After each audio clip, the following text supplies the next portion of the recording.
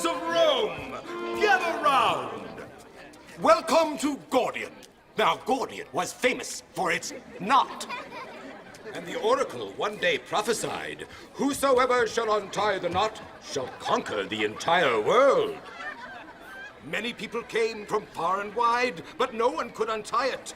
Until one day, the mighty Alexander arrived. Alexander, descended from the mighty god Apollo.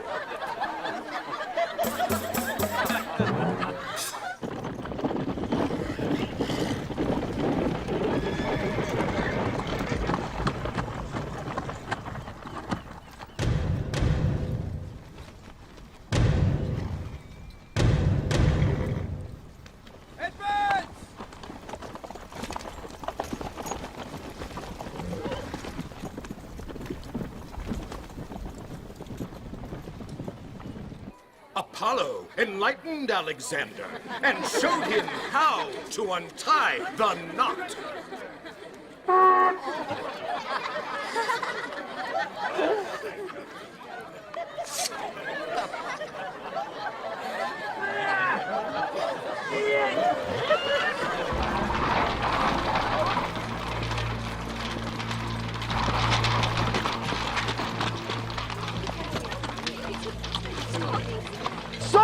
Has returned to Rome to establish order. He declares that the innocent have no reason to fear, but that those guilty of crimes against him shall be most severely punished. The men whose names are written on these lists are declared outlaws. They have no rights as citizens henceforth. They may be killed on sight. Anyone who takes it upon himself to kill any of these men will be considered a friend of the state and shall be rewarded with the property and possessions these outlaws leave behind.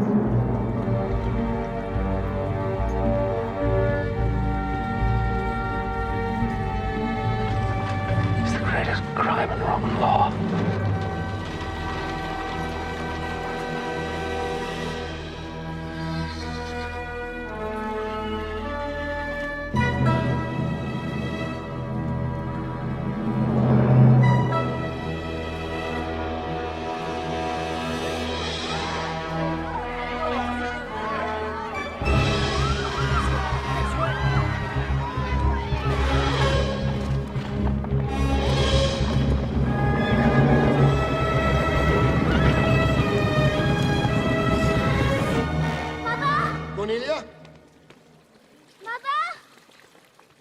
Where's my wife? At her father's. Grandmother, the soldiers are coming. Julia, stay with her. Sulla is taking the city with his army. He's made lists. Hundreds of people are on them. Are you? No, my wife's father is. Julia, stay in the house. Don't go. Father, where are you going? To get your mother.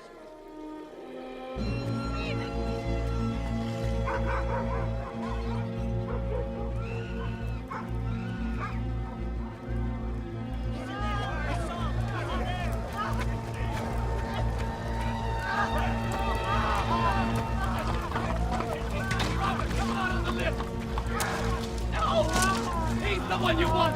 Over there! Right!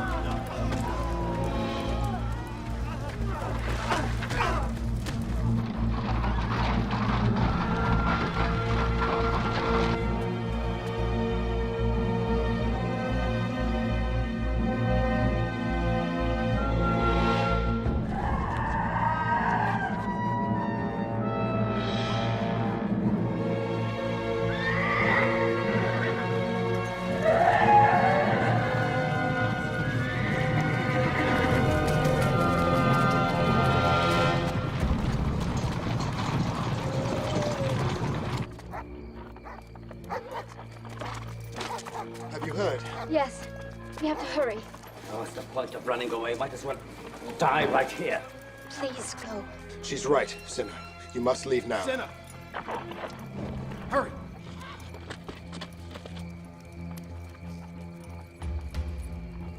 Go. Please, Father. Go, hurry!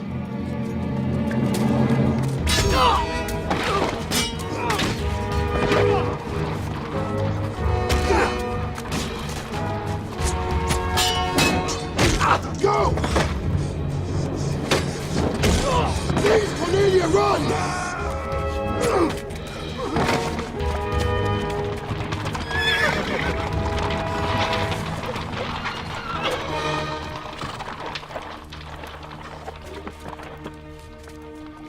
helped sinners to escape.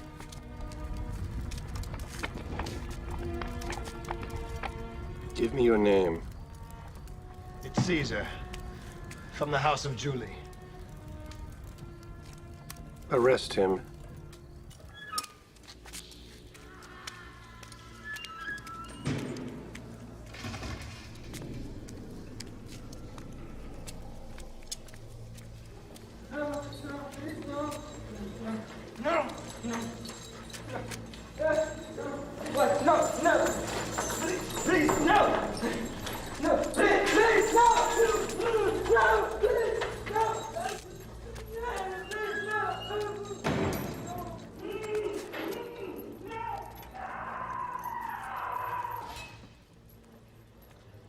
It's in any ruler's interest to keep peace among the people. And the people will only be at peace if they have a Senate representing them. Since when did the Senate ever represent the people?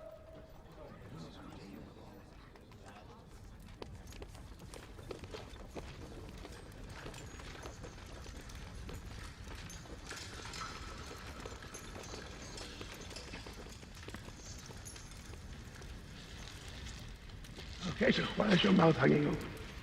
You have nothing to fear. You are not on my list. Sir, if I were on your list, and it were for the good of Rome, I would gladly die. Well, when you say that, I truly believe it to be true. So, I repeat, when did the Senate ever represent the people? I want the man with the humblest upbringing to answer me.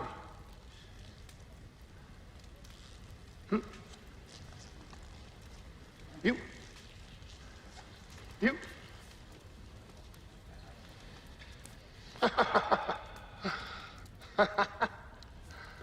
So it's me. I will answer you.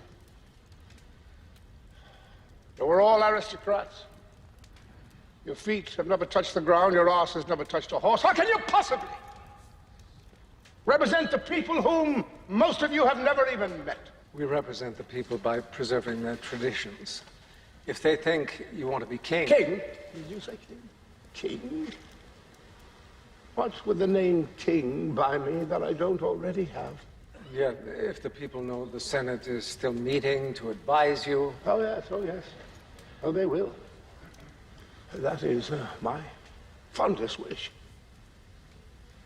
So, I would not be a true Republican if I did not introduce a, how do I say it, a earthier element among your ranks.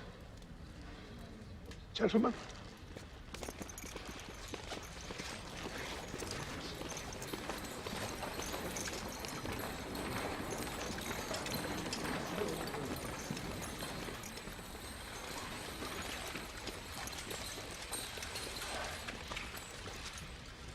You will continue to advise me, and you will continue to debate what is best for the people.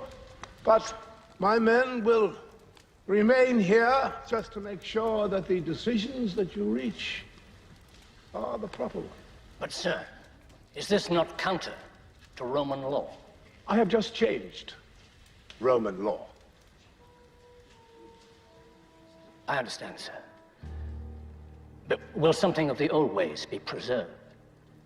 Natalis means is not that we would ask you to pardon anyone whom you've resolved to destroy, only that it might have a calming effect if you could make known whom you intend to spare. Oh, come, Cato. You know how alliances change in troubled times.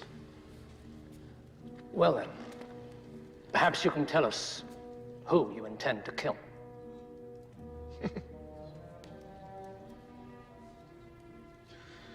Well, let's begin with you. I was only asking. what everyone was thinking. Well, I can't possibly kill everyone. So I will kill only you. I may withdraw that. Then again, I may not. I will let you know after dinner. But for your sake, you better hope the food is good.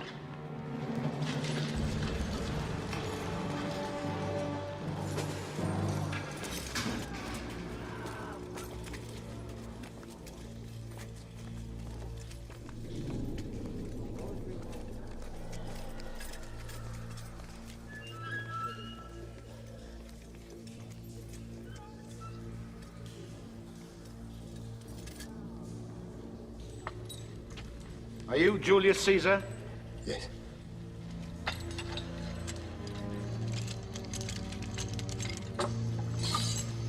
This way.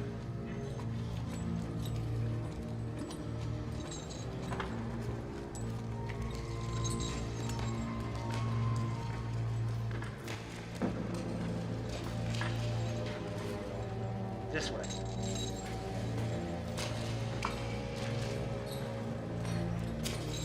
I want to see Sulla. Please.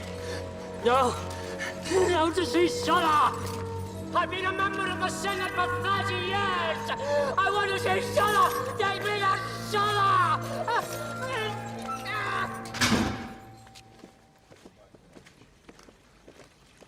That is not negotiable.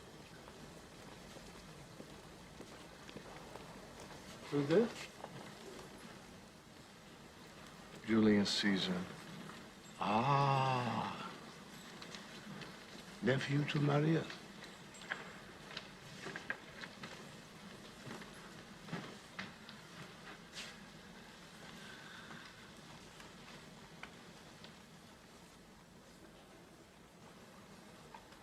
You have unfortunate ancestry. If you think it's unfortunate to be descended from the gods. Now, which god was that? The Julians are descended from Aeneas, who was... The son of Venus. Ah, yes. I recall Marius making such a claim. There are many people these days who claim to be descended from gods. We have a crest which proves it. I believe you could have them fashioned in the marketplace for a couple of dinars. Why did you ask to see me? Your mother? She came to see me. Did she ask you to spare my life, and what, you agreed? Well, I promised that I would consider it. And I'm supposed to be grateful to you? No. She is. We're old friends. You've killed a lot of old friends. Oh, yes. True. True. Old friends in the day become fresh enemies at night. What do you want in exchange for my life? Why do you think I want anything in exchange? Men like you don't give things away for free. I'm not a man without compassion. I will help you if I can. First, you must understand the gravity of your crime. Cinna was my greatest enemy, and you helped him to escape. Did he? Of course not. He did escape my soldiers, only to be killed by one of his servants. My wife? She's well. I leave women to their health. And since you are only the son of Cinna by marriage, I intend to leave you to yours. If.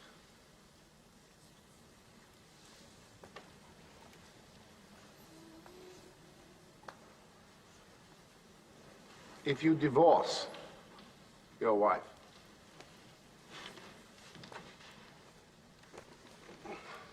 Well?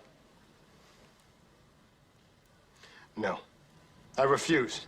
You refuse to divorce your wife, even though it may cost you your life. My wife is my teacher. She's cleverer than I am. She's more honest than I am. She's a more compelling argument than I am, or you are, or your offices. I won't divorce her. That is my answer.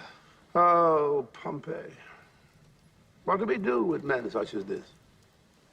I don't know whether to embrace him or strangle him. I think we should let him go. What? His uncle Marius was my greatest enemy.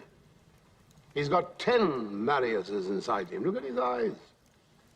You want to let him go? It's the ones who smile and flatter you should worry about. He speaks plainly.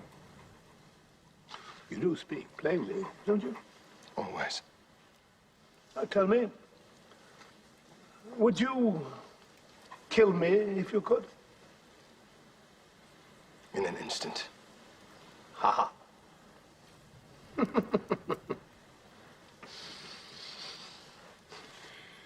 You can go. I said, you are free to go.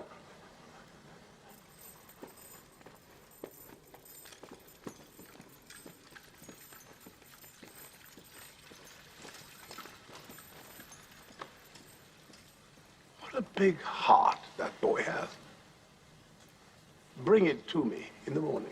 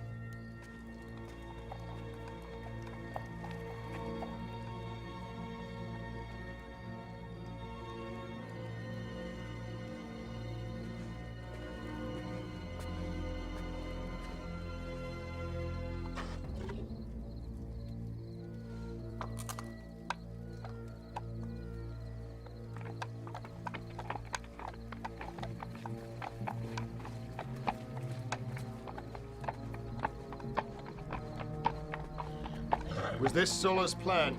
To slaughter me outside so I wouldn't foul the carpet with my blood? I came to warn you. Why? Because if you don't leave Rome, I'll have to do as he asked. And? And I don't want to see men like you die young. What do you know about me? You refuse Sulla. I'll tell you more someday, when there's time. But now you must leave Rome. Your family will be safe. Here, take this. Go east to Bithynia. Show this ring to King Nicomedes. He'll keep you safe in his service. How do I know I can trust you? You don't.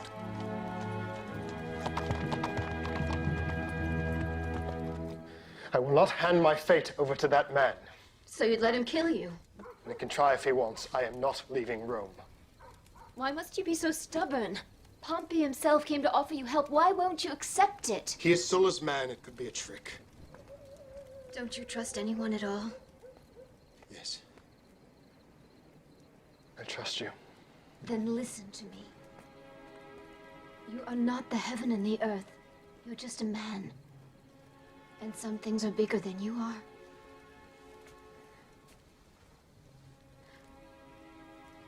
When you were in jail, I thought you were dead. I started to grieve your death. I'm asking you to spare me that, Caesar. How could I live with myself if I knew I had one chance to save your life and I failed?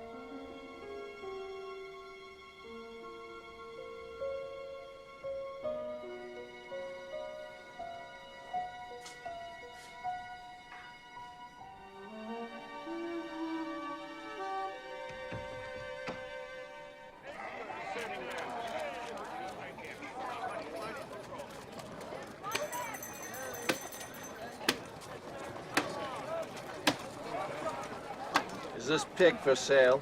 How much will you give me for it? 10 dinars. That's good money for a swine. He requires carving.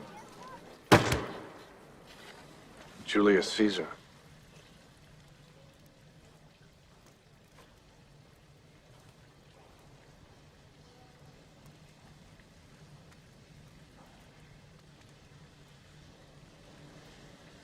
We will feed it to my dogs.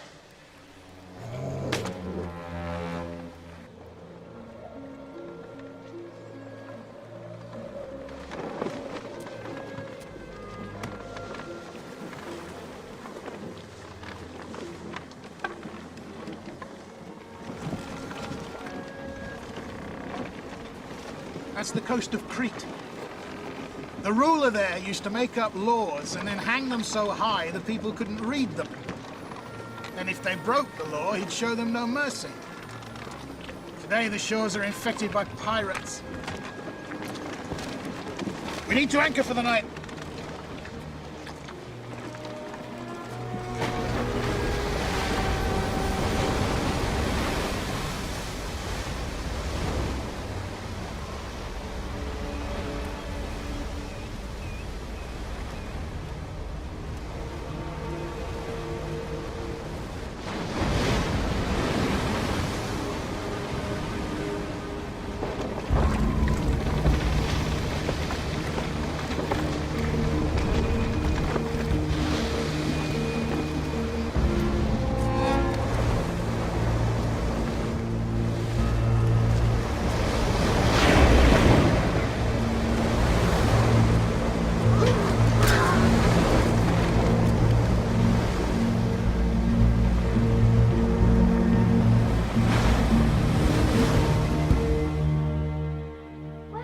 Gone?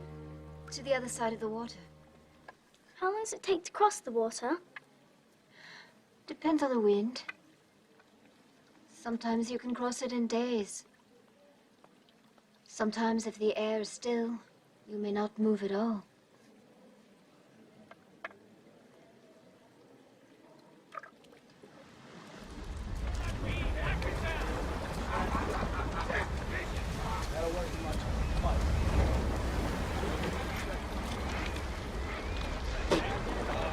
You don't like the ropes, huh?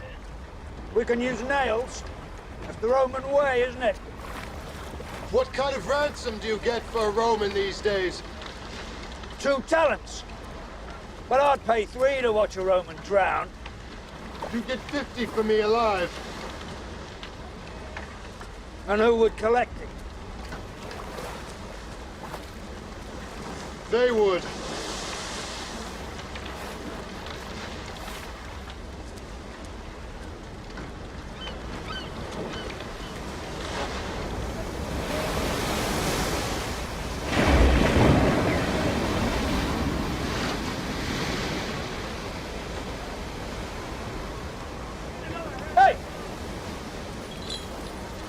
If your men don't return before dawn, you die.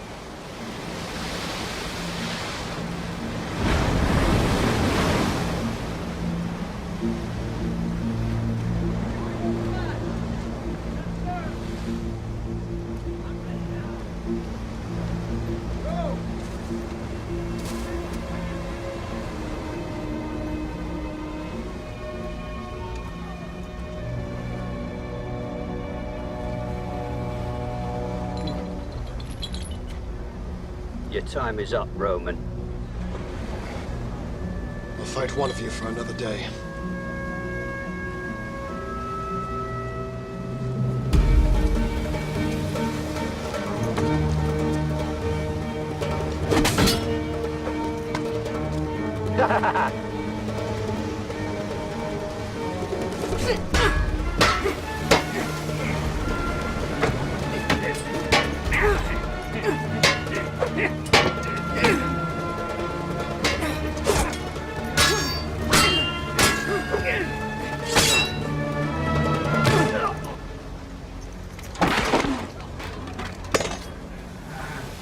Another day.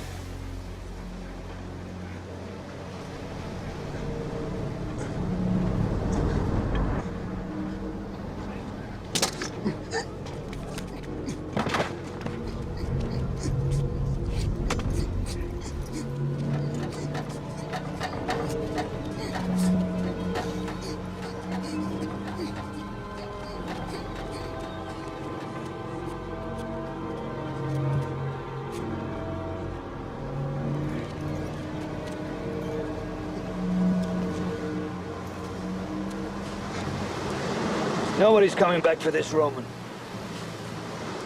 Throw him in the sea.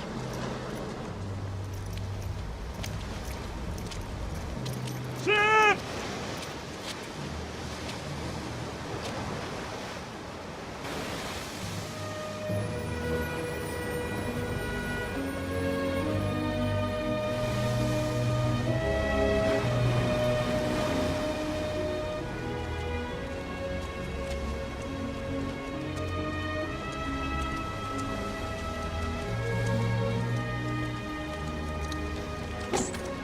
$50 talents.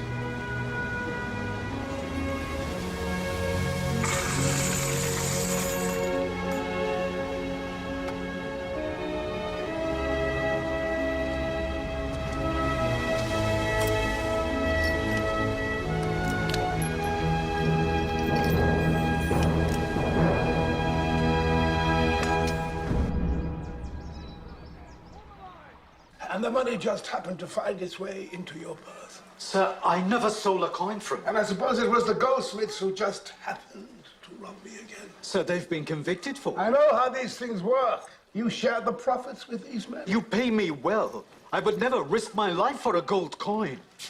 This is the magistrate's testament. The goldsmiths have confessed. Flavius had nothing to do with it. Are you trying to tell me that a man who handles so much gold never put a piece into his pocket? He's been proven innocent. This needs your signet. Strangle him? Wait. He's been proven innocent. I just disapprove of the verdict. Sulla. He's a good man, and he's here on my introduction. Allow me to vouch for him and to protect him. You can vouch for him all you like. But protect him, you can't. The penalty for theft is strangulation. Strangle That would him. be an error of judgment. My judgment?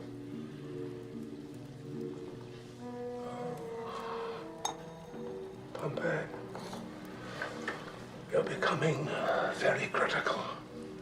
You want to rise above me. You're just waiting for your chance. Most men worship the rising sun and not the setting sun. That's how the saying goes, isn't it? But I am not the setting sun, not yet. And in the meantime, I expect you to subordinate yourself to my wishes, whether you understand them or not. Strangle him. No. You will strangle him.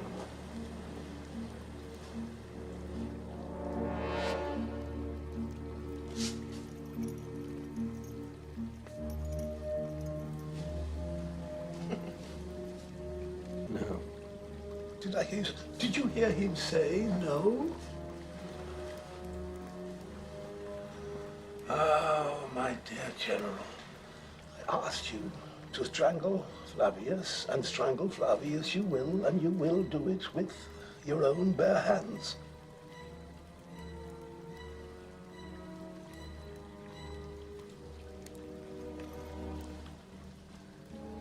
You will strangle Flavius, or you yourself will be strangled. Strangle him! Strangle him now! I will not have my orders disobeyed! I swear to...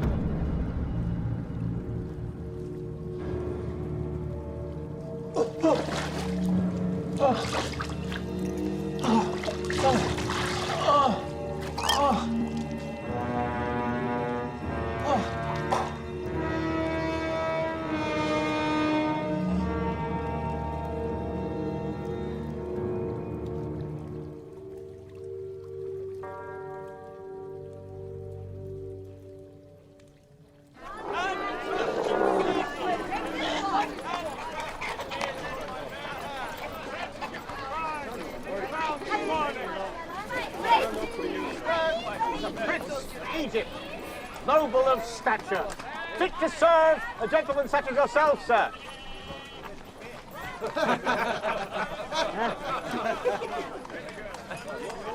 Ah, yes, sir. This young girl, new from the north, will have special ways of delighting their masters, and young enough for you to teach her a few of your own. Oh, no. No, sir. He's hardly able to lift a bucket of wine unassisted. He'll disagree with everything you say. He's unfortunately skilled in the arts of the tongue. In what arts of the tongue are you versed? In the arts of Euclid and Aristotle, the arts of verse. I can recite much of Homer from memory and all of Pindar. The arts of politics and the state, logic, metaphysics, epistemology, rhetoric and sophistry. Sophistry? Now, doesn't that mean you know how to tell fancy lies? There is great power in ambiguity, sir. But not all men use advantages to wicked ends. Are you experienced teaching the young? Yes. And much prefer it to teaching the old. Why is that? Because they exhibit more wisdom.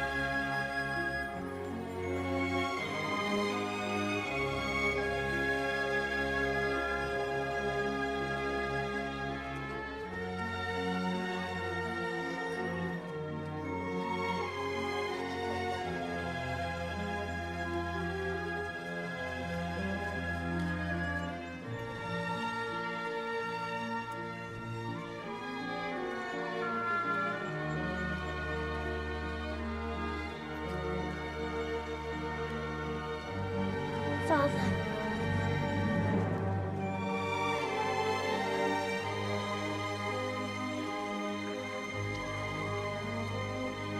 Who are your friends? Portia and Marcus. Don't you remember them? Of course, Cato's children. Just still grown so much. That's our cousin.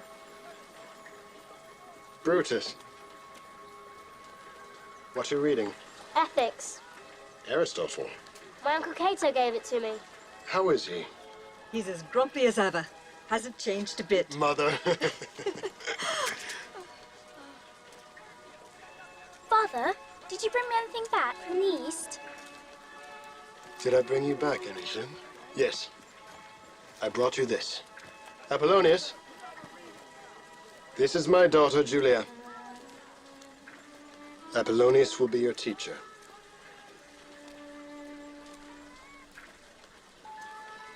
Where's my wife?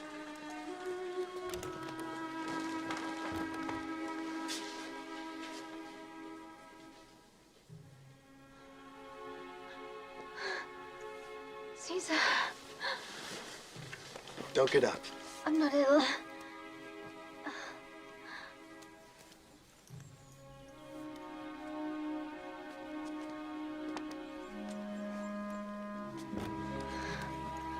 Let me get dressed.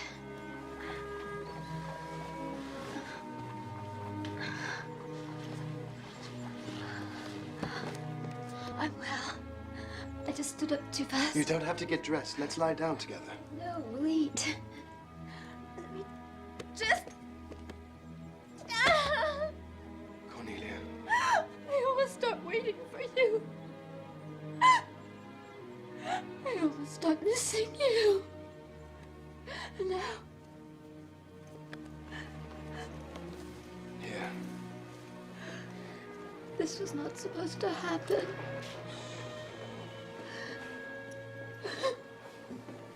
I'm back now, my love. 2 years was just too long. There are those of you who worked with Sulla, and those of you who worked against him. But not all who worked with him agreed with his laws. I therefore propose that the rights of the tribunes be restored, so that once again the people can be fairly represented. I propose a thorough reform of the courts and an unqualified reinstatement of the Senate as the principal body of government.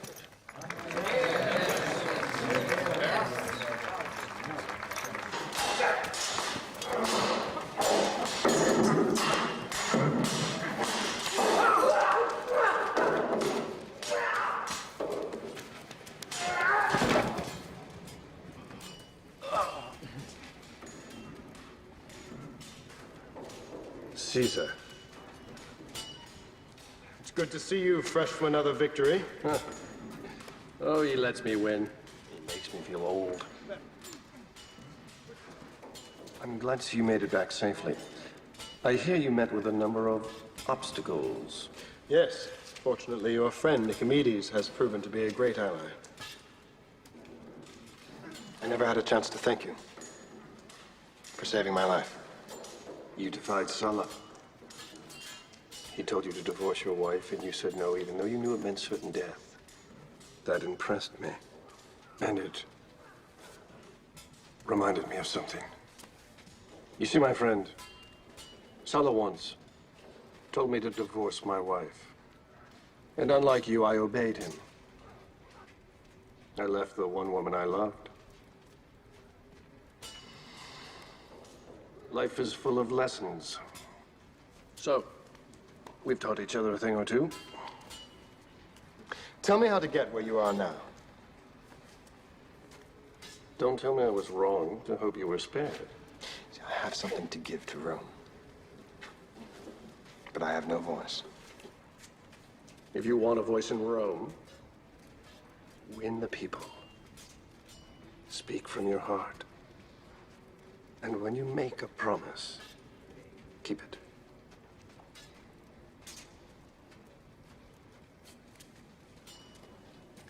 Pompey, I promise you, if you ever need my help, just give me a sign, and I'll come to your aid.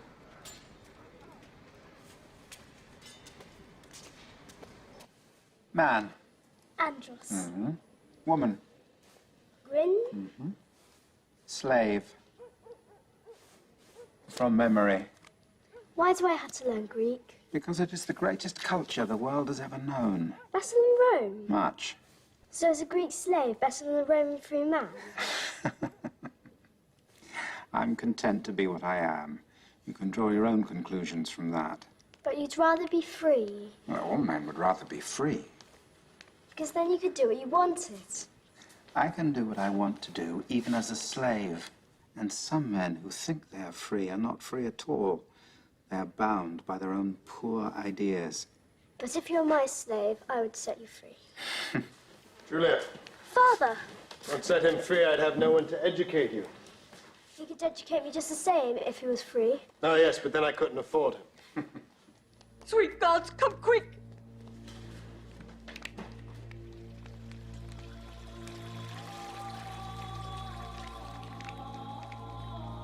Cornelia? Cornelia? Cornelia? Cornelia, wake up. Oh, please, stay with me. No. Cornelia, please. Please. Oh, God.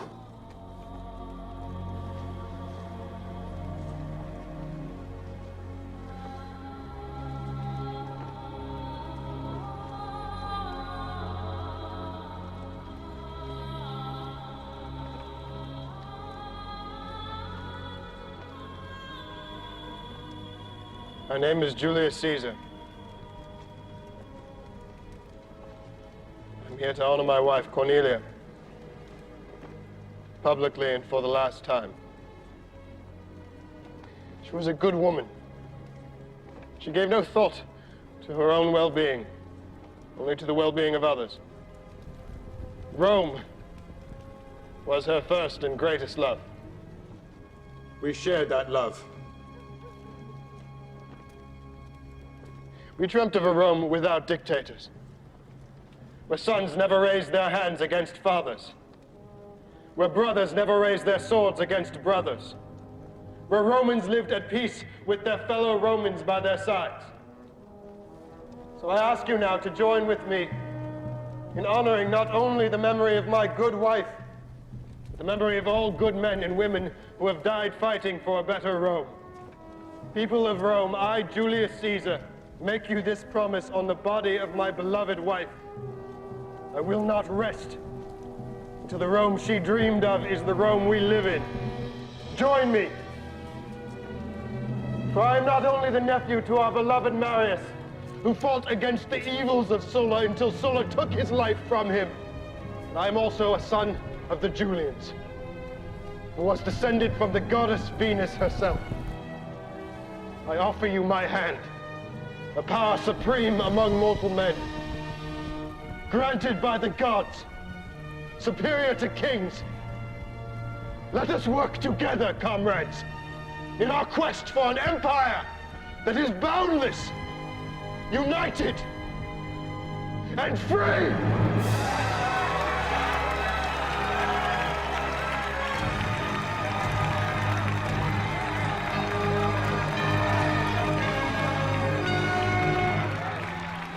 We shall have to watch him. Or use him.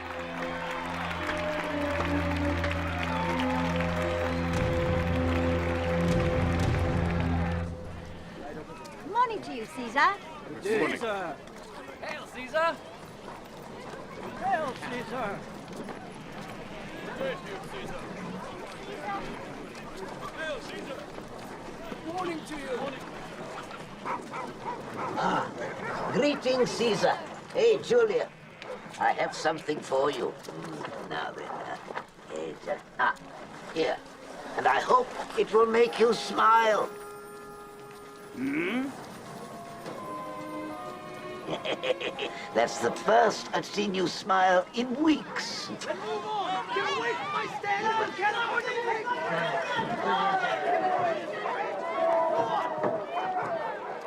Stop it, all of you! There is nothing he can do about it! What's happened? The price of bread is tripled. There is no grain in Rome. Why? Because the grain supply from Egypt was cut off by pirates. Half Rome is without bread. The city is close to panic. Only the very rich can afford bread. We must fight the pirates now, or Rome will be crippled forever. So I propose that Pompey be given legions to attack this problem, once and for all. It's not a question of whether or not we fight pirates. It's a matter of how. I propose we equip 10 small armies to fight the pirates at different parts of the coast. So the pirates can destroy Rome one troop at a time? The pirates are a bunch of uneducated hoodlums. I hardly think they could withstand a Roman assault of any size. Let's talk about the way things are, gentlemen, and about the way we'd like them to be. I can attest to the threat caused by these scavengers. I was a victim of one of their assaults myself. Then perhaps you'll regale us with your sea stories, Gaius Julius, in the tavern, after the work of the Senate is done. The work of the Senate is rarely done. You see, there are not thousands of pirates in our waters, but hundreds of thousands. And not all are rogue bands preying on single vessels.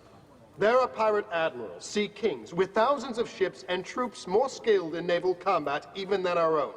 Pretty speeches like this won't even cook our lunch. No, speeches do as little work as the Senate. How dare this arrogant newcomer insult this august body? August and plump, bibulous like your own body. Fat from idle chatter and inactivity. Enough, enough, enough! We have a man in our company who can resolve this conflict with the pirates. But do we honor him with that duty? No. I'm with Caesar. We have no bread. Now, are we a great empire, or are we going to be ruled by outlaws? To perform this commission, Pompey will have to be given an army twice the size of the one Sully used to take Rome. Have we learned nothing from the past?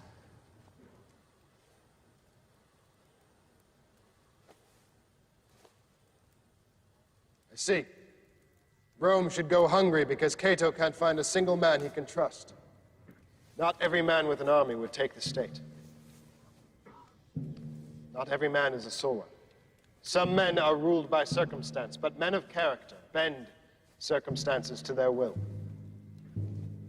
They make nature behave in such a way that their will is carried out on this earth. They defy the elements, and sometimes even defy their own baser nature, in order to see that their ideals come alive before their eyes. Pompey is such a man.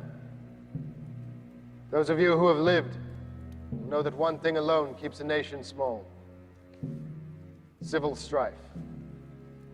Tribes fighting tribes rather than banding together in one arm of power. As long as we fight in this room, seeking personal victories, enacting petty revenges, Rome will stay small. Suppose we put our opinions aside and let one feeling rule us for a time: the love of Rome. I propose we put our strengths together to become a force the world has never seen. I propose we let a man, a single man, lead us out of the dark. I propose Pompey. All those in favor?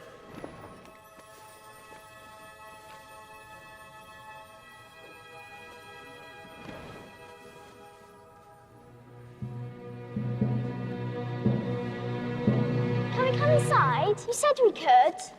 Why? There's nothing but a bunch of dusty old senators in here. Is the consul in there? Yes, this is Consul Gnaeus Pompey. And who is this?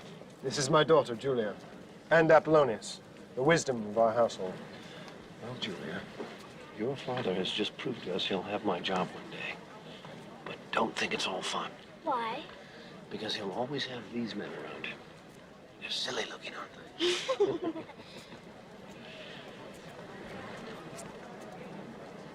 I'll see you when I return. In triumph.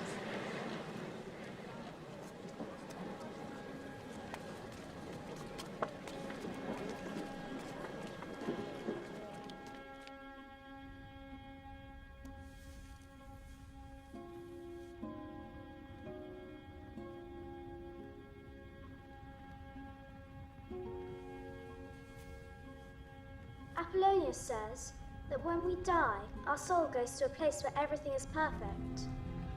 All the beds are perfect beds. All the circles are perfectly round.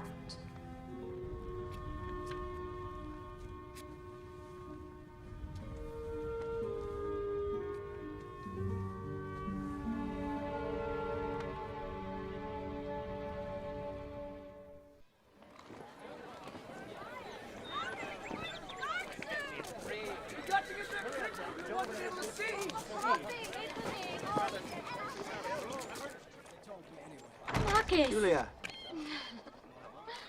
Oh, Julia, look at you.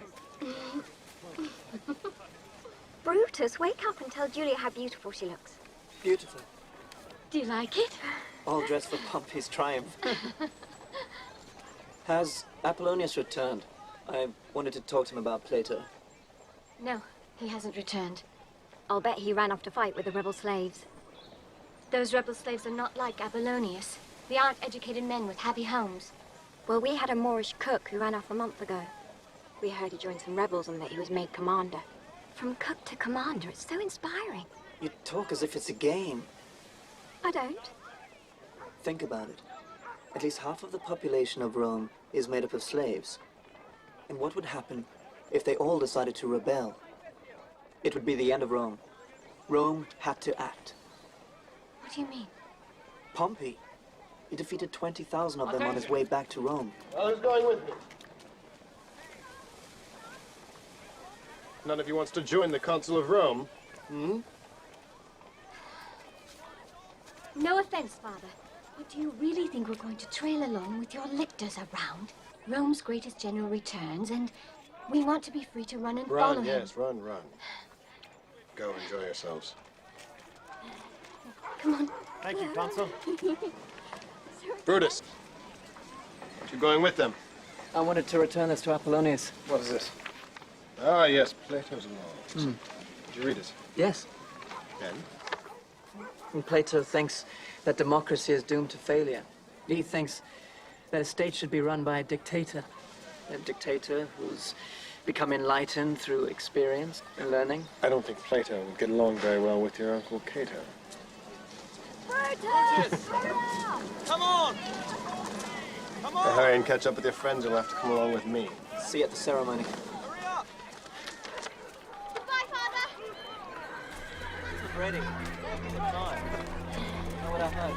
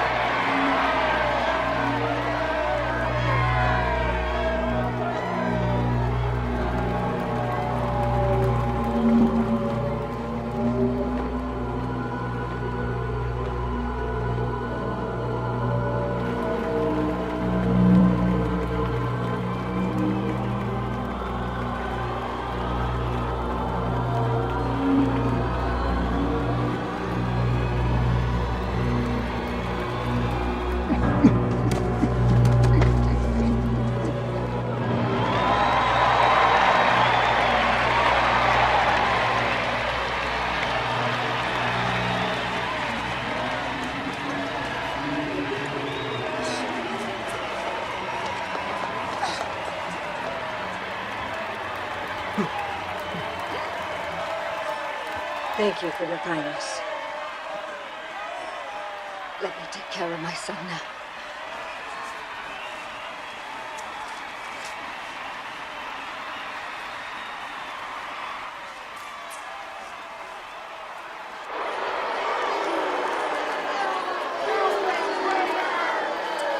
Who are these people? Prisoners. Pirates? Pirates and slaves. Rebellious slaves.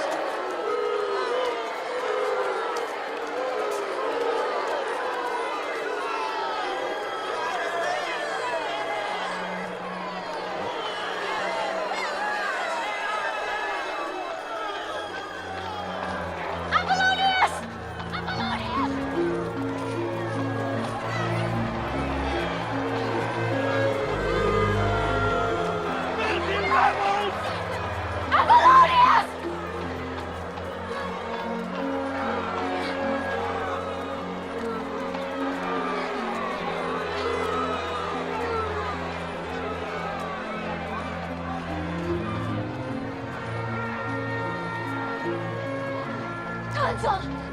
Consul! Step back. Wait. Speak. I have a friend among the slave prisoners. I ask you to free. And who are you to deserve such favor? I am Julia, daughter of Gaius Julius Caesar, your fellow consul. Consul's daughter. Didn't you know that those who choose to fight against Rome are Rome's enemies and will be crucified tomorrow? Apollonius was my teacher, not an enemy of Rome. Everything good and decent I have ever learned has been taught to me by him.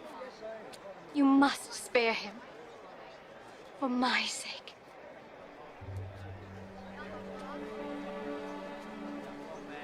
Consider your wish granted. Take her to the holding pens and release this slave Apollonius into the custody of his lawful owners. Yes, sir. Thank you, Consul. Thank you.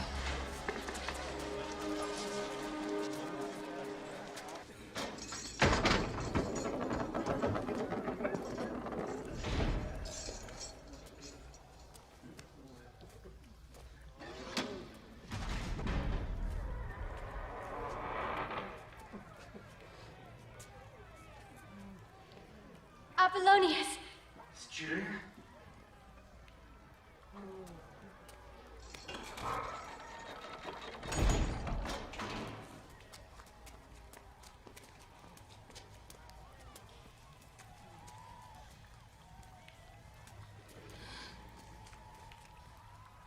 Apollonius. I've come to take you home. I'm not coming with you. I shall stay here. They will crucify you.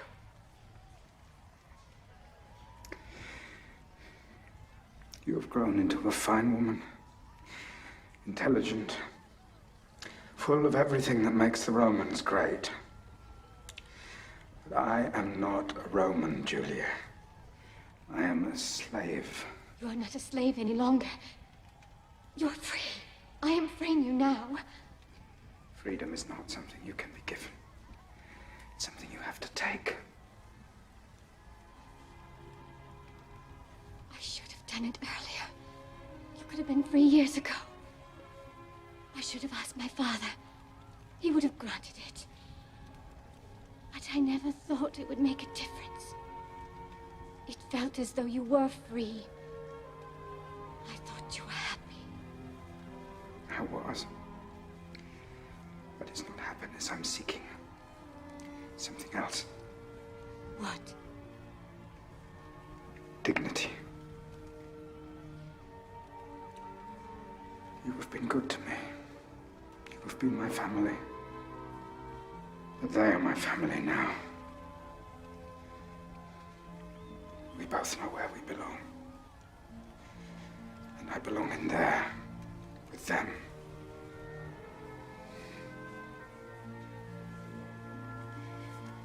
One day you'll understand, my dear Julia. Goodbye.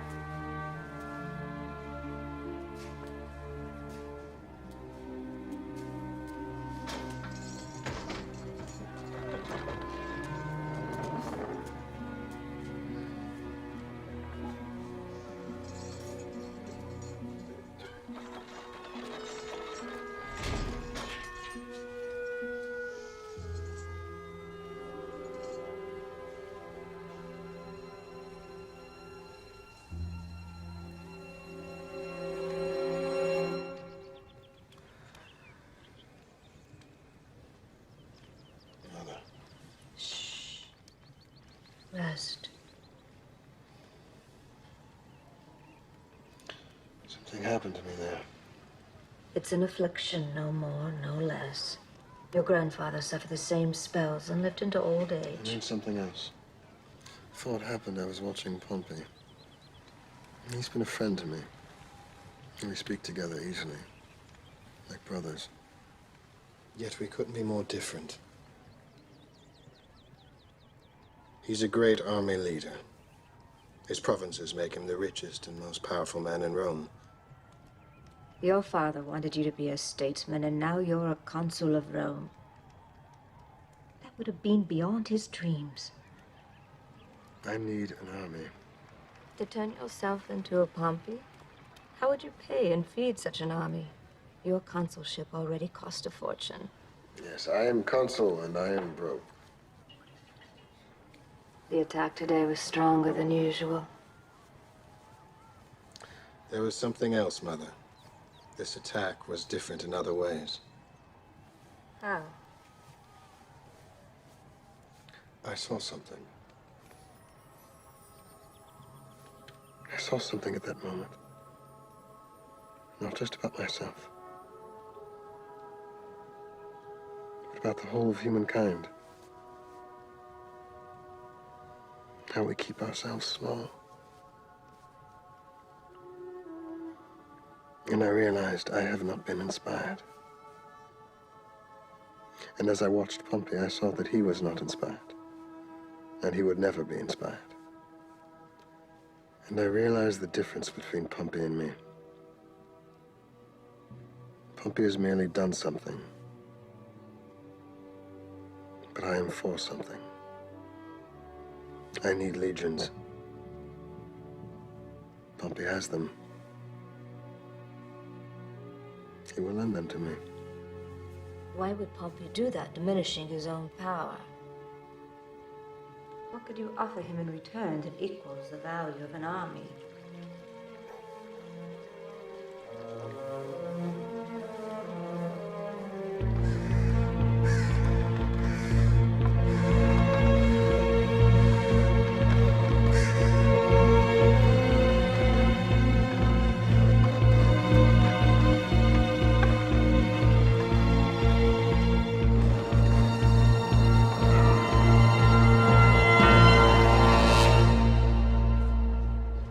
Julia. I'm sorry for what happened to Apollonius. I felt great affection for him as well. He's a believer, as I am, the old ways. We trust in the wisdom of our forefathers and in their laws. And I, Cato, trust in him. Cato, you flatter me. But let us give credit to another man. For I could not have fought a war across the sea without knowledge that Rome was in safe hands here at home. And for that we owe a debt of gratitude to my friend and fellow consul, Gaius Julius Caesar. Caesar!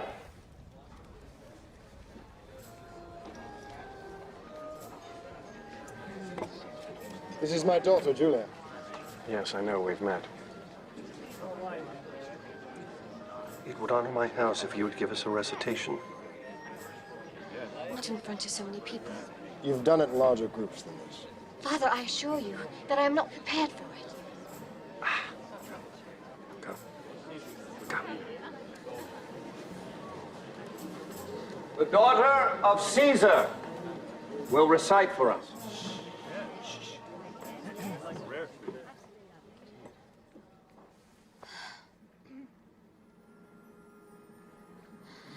Tonight, stand beside me and praise with me a man dear to me and to the gods, mightier in victory than the kings of Mycenae, with their golden-haired horses, and stronger from war than the battle ghosts that ride the shores of Troy.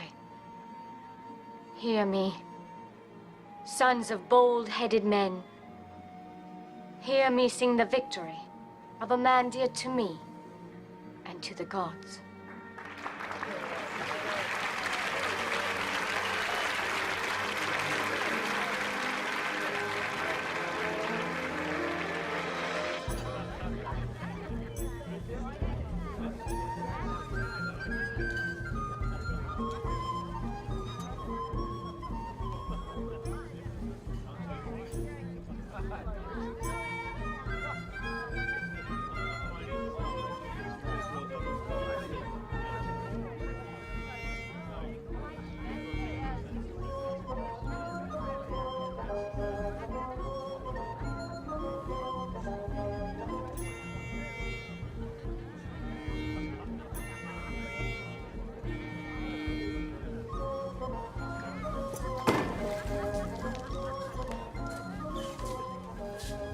Huh?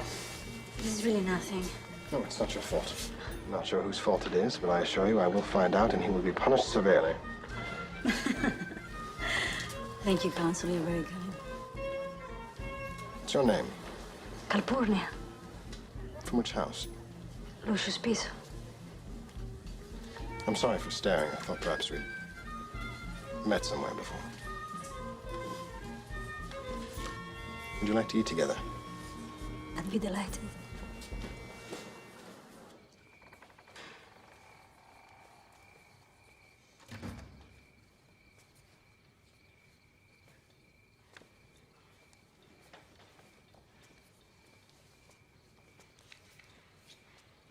What hour do you call this? I think it's known as the 5th hour. Yes, the sun is coming up. You're right. I was out with him. We drank and ate and had entertainment. He cares for me. Oh, yes, he's twice your age. And your friend. Remember? Yes, he is my friend. I just want to know if he treats you with respect.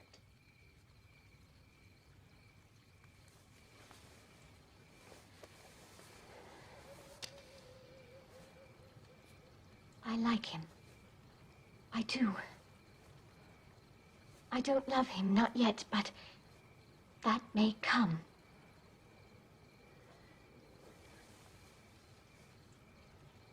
Why are you behaving in such a manner?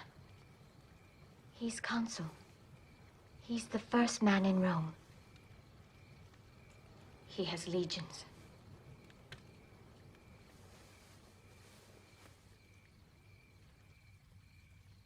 The price is high.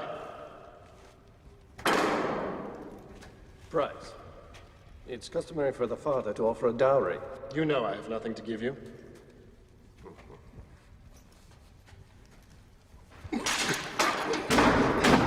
I accept. I want a commission. Gaul. Gaul? It's taken. By Cassius. I need a victory in battle. You're not experienced enough in warfare, and you need legions!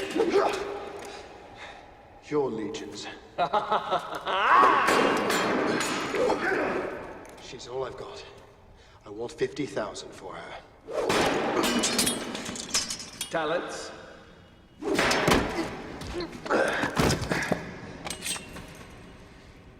Soldiers.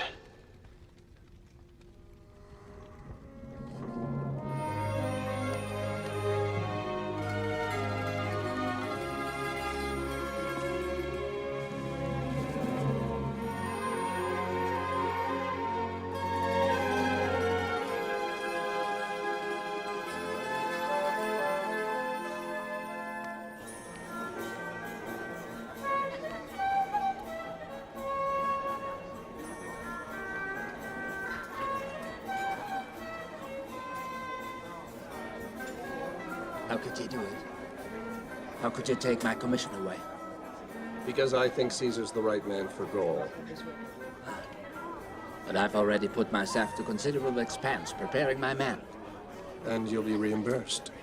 What? And I'll propose that you look after the garrison. The garrison?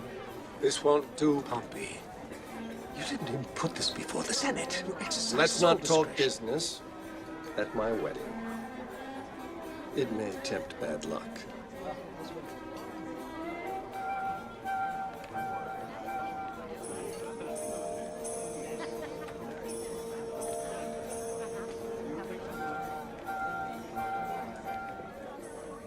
I have a confession to make.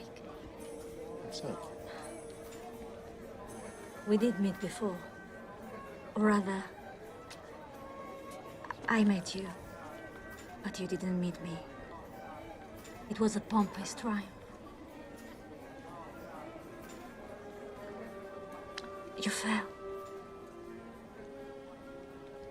Nobody saw it but me. I held you to make sure you didn't hurt yourself. Thank you.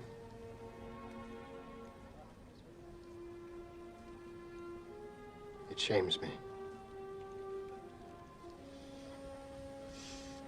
I never know when it's going to happen. Many people believe that those who have the condition are holy, blessed by the gods.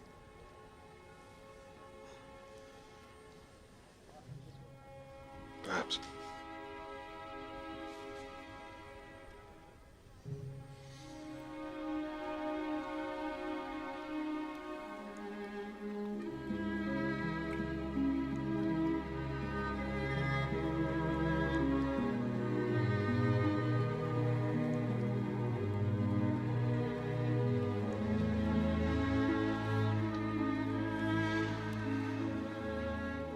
What do you suppose a child with both of our faces blended together would look like? I think I would look rather beautiful. Do you? Is it something you'd like to find out? Yes. Are you sure? I am less sure about my own name than I am about this.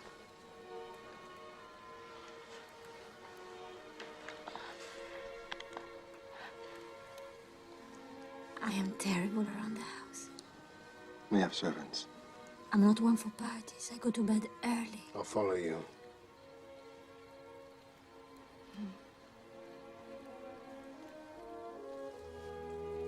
Caesar, you must make me a promise. Anything you like. Come back from this war alive. I promise you. And hurry. It's 2 promises. I'm winning. Well, that's 3 promises. Now it is your turn to promise me one thing. Will you marry me before I leave?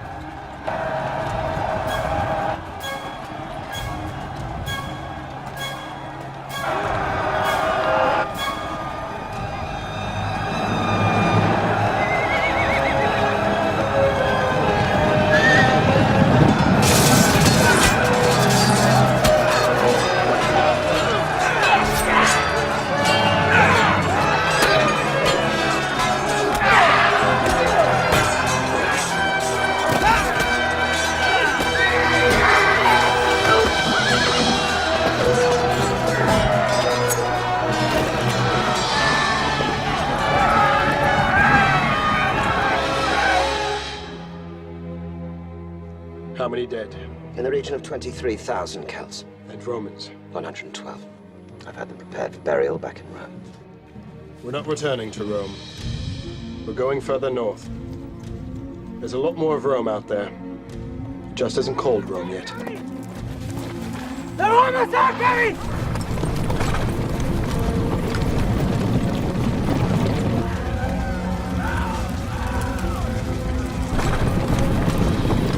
We must tell Caesar to retreat. What I gave to Caesar, I will not revoke.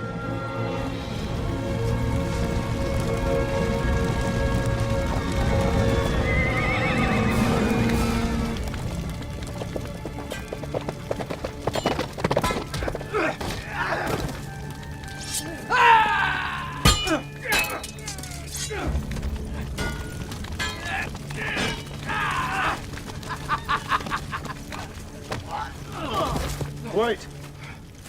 Put down your blades.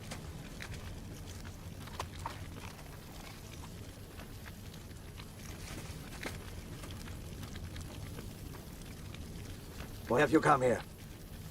This land is ours. You have no right to be here. What is your name? Vercingetorix. You stayed to fight alone? This is my house. I've built it with my own hands. You'll burn it down.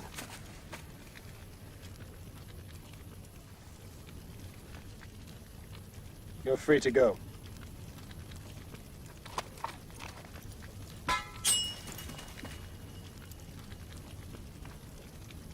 Give me a horse.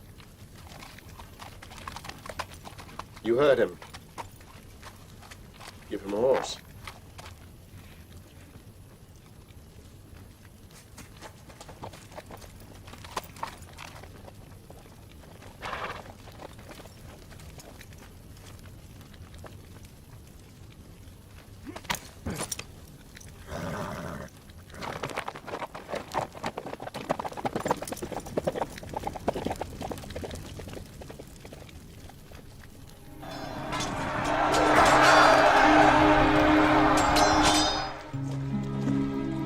My dear Caesar, the people speak of you with admiration.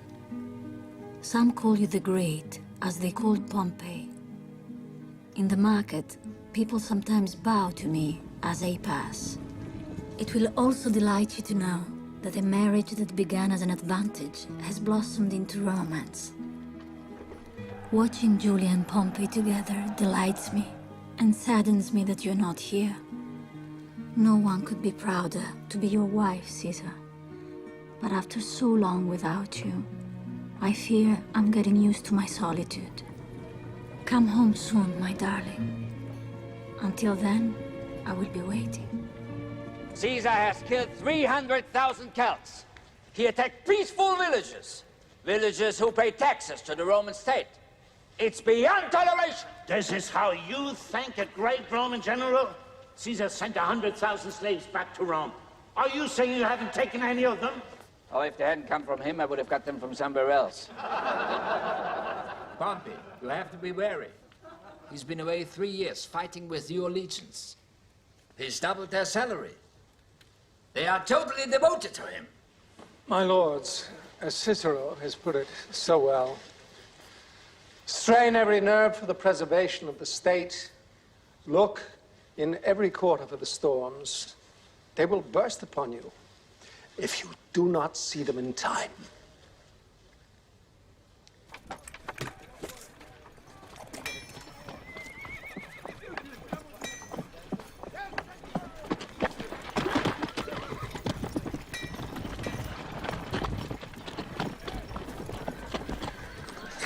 I've just remembered who he is. What are you talking about? That man! Mark Antony? Yes! Running from his debtors in Rome to find wealth in the province. Like all of us. Hey, not me! I still fight for the glory of Rome!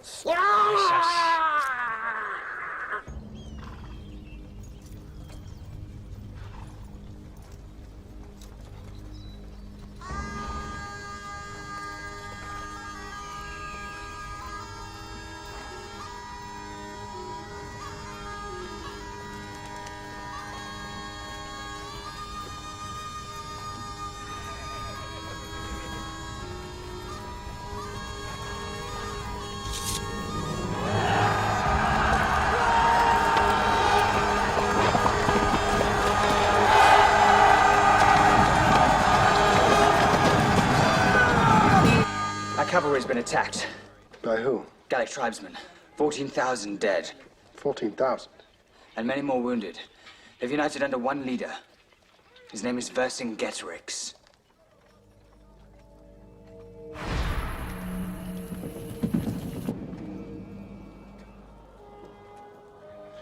Where can we find him? In Alesia. How long is the march? 8 days.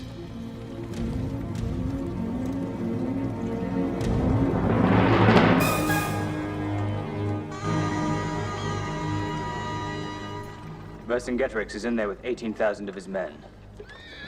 It's the most invincible stronghold in Gaul. We'll never break it. Well, we won't have to break it. We build a wall around their city. We'll trap them inside and starve them.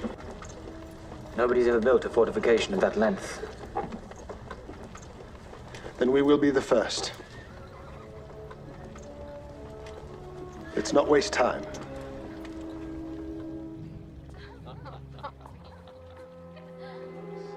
What do you think? Here to see Pompey.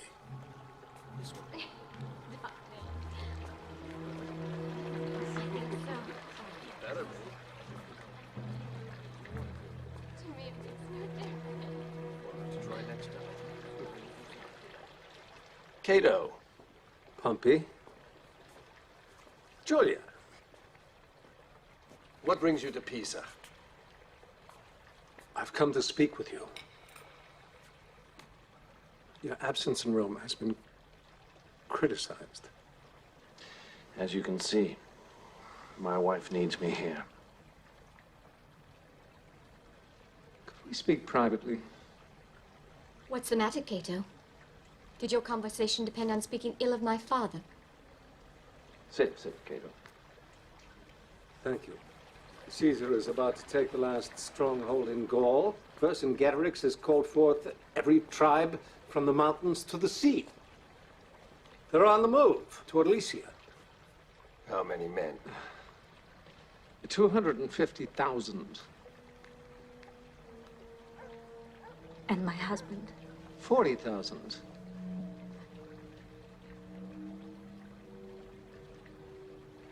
He will survive. He has survived these many years. He's never been up against so much. Is this true? Will my husband lose this time? Well, no one knows the outcome of war. Your consul, Pompey, do something. If Caesar wins this battle, He will become the next Sulla. That's what you were going to say, wasn't it? That if he wins, he will become the next Sulla. Why are you worried, Cato? You said he doesn't stand a chance against the Gauls. Why call him back? Why not just leave him there to fight this battle to his own death? If you leave him there, your next Sulla will extinguish himself. You're waiting for my husband to fail, aren't you?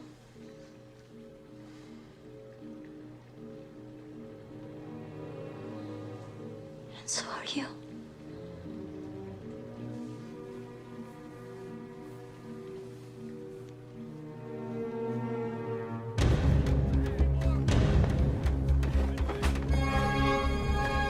My dear Calpurnia, I'm doing everything in my power to make sure I come home safely to you.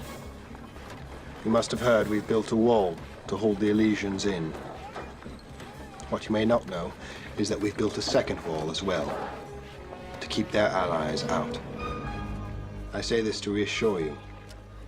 They can round up 10 times our number and still we will defeat them. Because it's not numbers, but vision that wins wars. My vision is of returning to you, my love. And not just returning, but returning victorious, as I've promised you. When my men are tired, I can't always let them rest. When they're hungry, I can't always feed them. But when they forget their vision, I can share mine with them. And the more of it I share, the more of it I have. It'll take 30 days to round up the tribes. How much food have we got? 27 days of grain. We'll make it last 35. We will divide rations. Have all the grain brought to the stores. On penalty of death, no one will eat beyond their measure.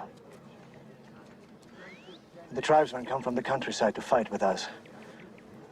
The Gauls would outnumber the Romans 5 to 1. If we succeed, we could destroy the Roman presence in Gaul forever. If we fail, we'll be their slaves.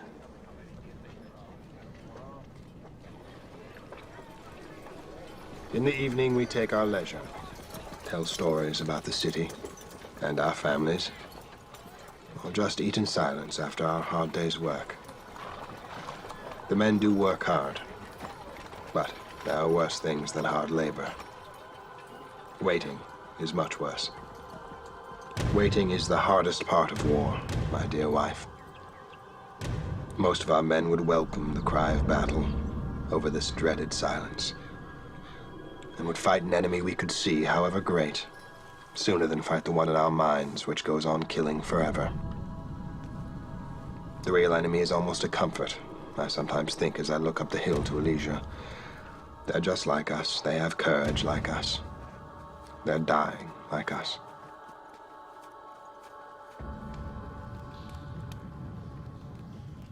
The tribe should have been here by now.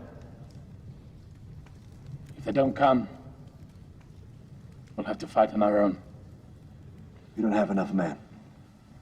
I say we give ourselves up. And be Roman slaves? If we die, our gods die. At least if we live. In slavery? In any state. If we live, we can perform that service to the gods. We can keep them living for our children. You think the gods would want us to keep them alive so they can be worshipped by slaves? If we have nothing left to feed ourselves with, I say we do what our ancestors did. We eat the elderly and the infirm to keep ourselves alive.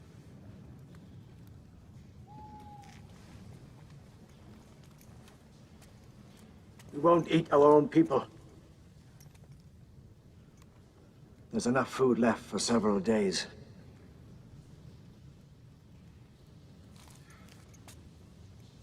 If we only feed our men.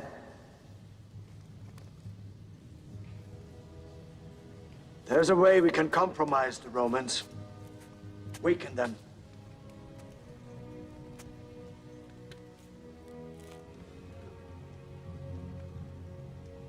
I say,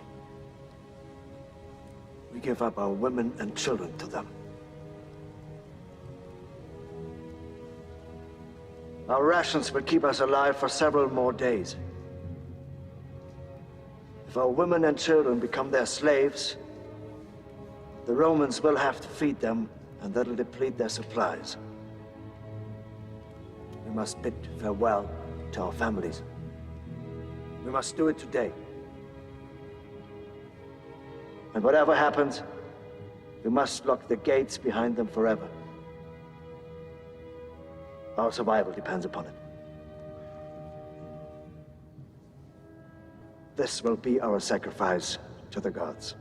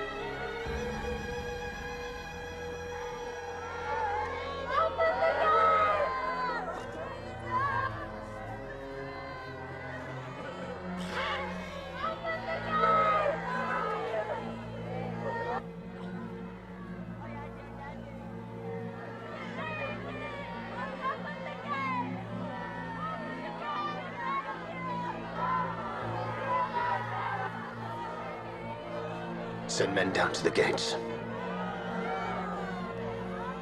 Bolt the gates. And double the guard.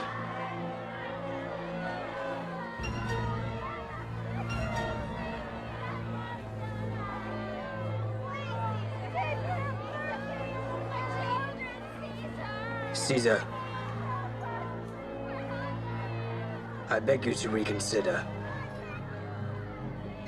They'll all die.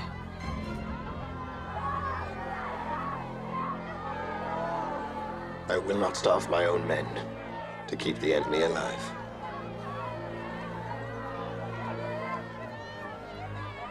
Send them back to Alicia.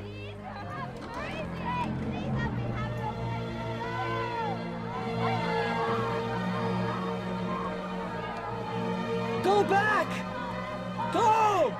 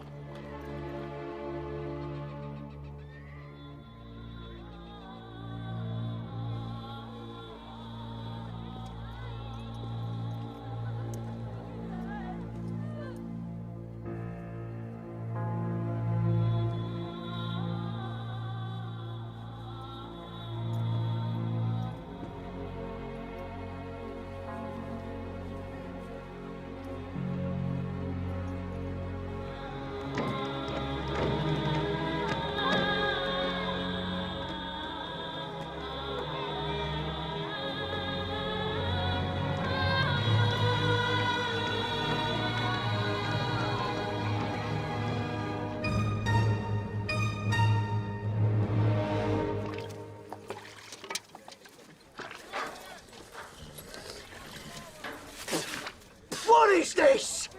Soup? This is not soup. This is water! We fought for years, and they give us water! We died for Rome, and we get water!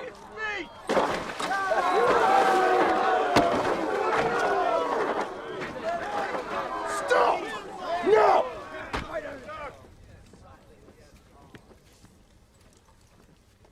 What is the difference between the Romans and the Gauls? Discipline.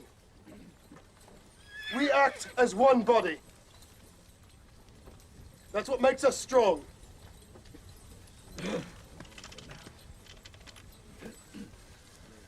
You think I eat well? Well, you starve. I eat the same portions as you. And I am hungry. But I would eat soil before I give up what we've come here to get. And that is everything you see. You. Where will you raise your family? On that hillside. Will that be a plot of land? You. That field there, between those trees. That's yours if you want it. It's rich soil, good for growing. All of you, each and every one of you will get his share. You have worked for it. By the gods, we have given our souls to this place for 8 years. Let's not abandon before we get them back. Open the gates!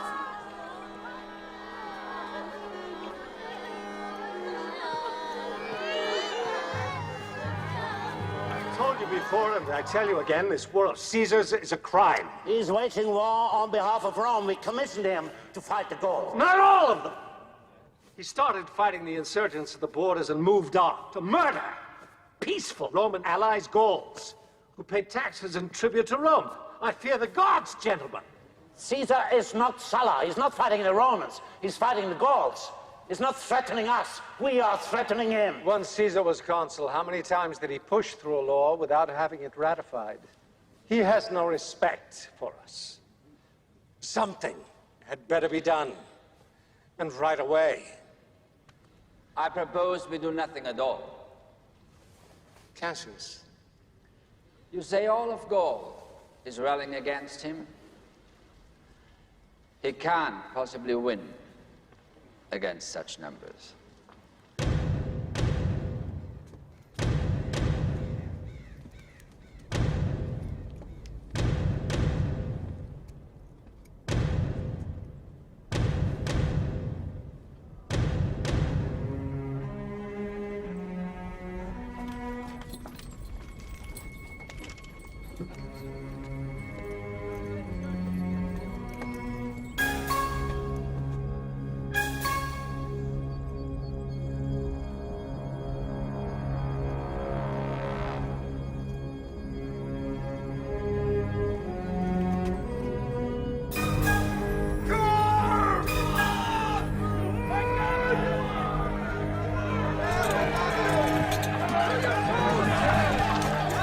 This is it.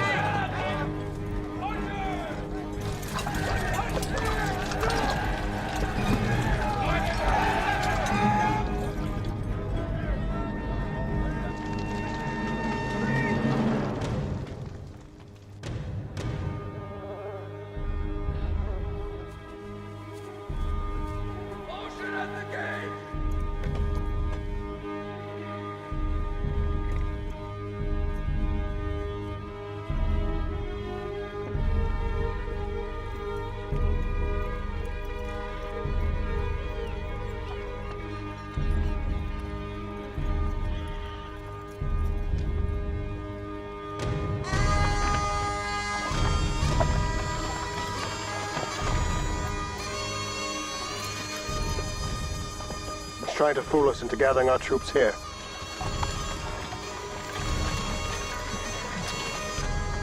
How do you know what he'd do? Because it's what I would do.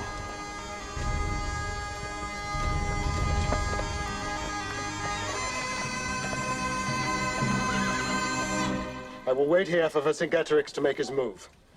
His men are too weak to attack our main camp. He will move his cavalry here and try to break through the inner wall, while his allies attack from the outside. We cannot let these two forces join together. If they do, we will not survive.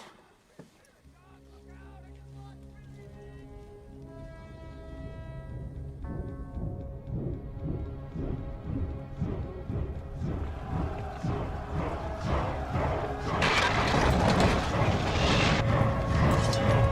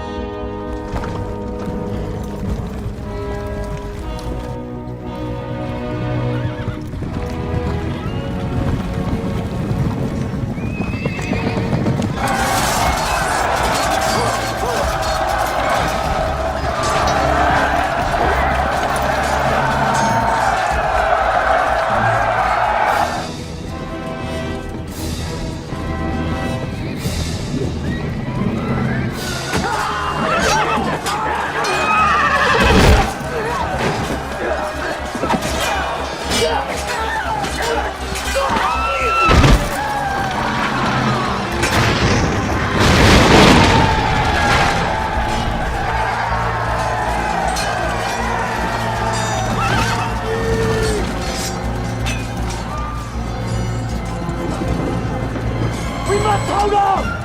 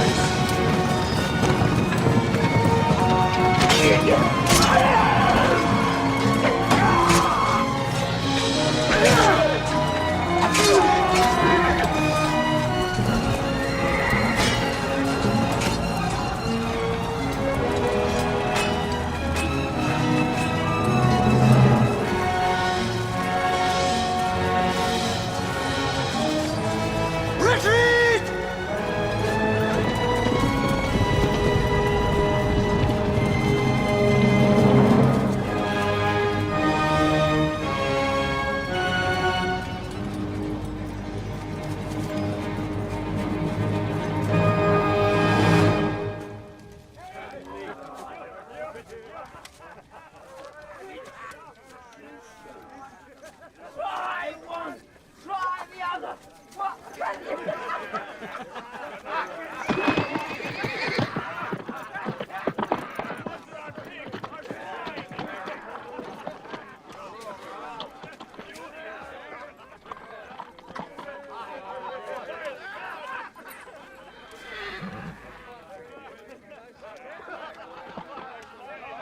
Caesar, your men are asking for you.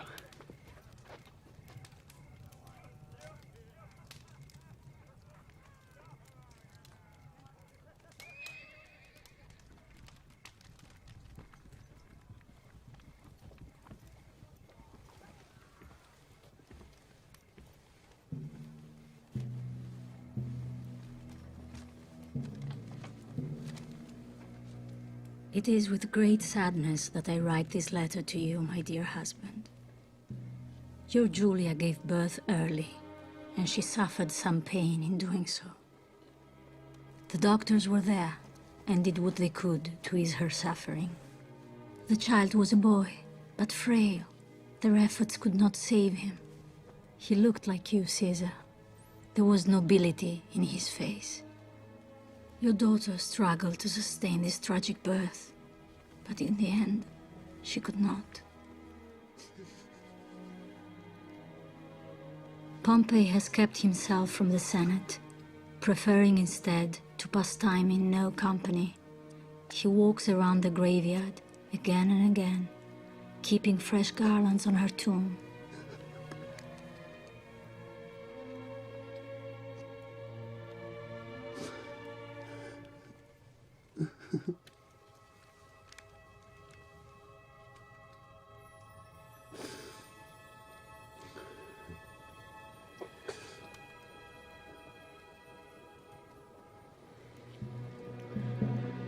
We take a leisure in the morning.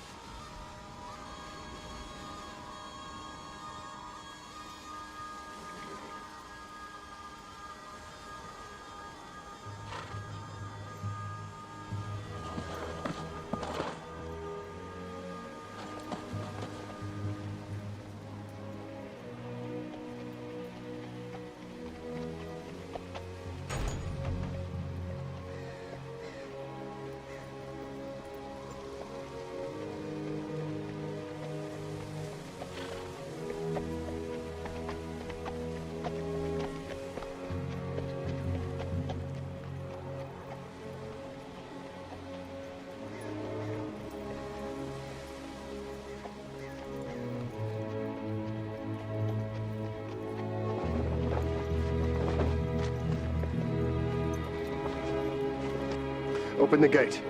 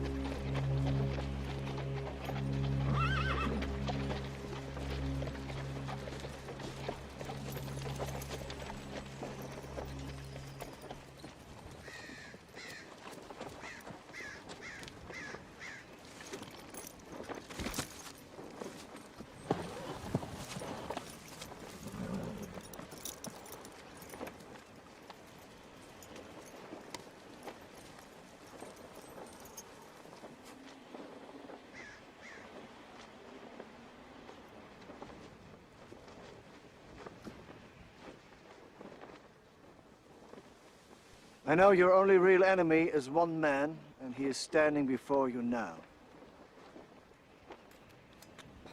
I'm giving myself to you, Caesar.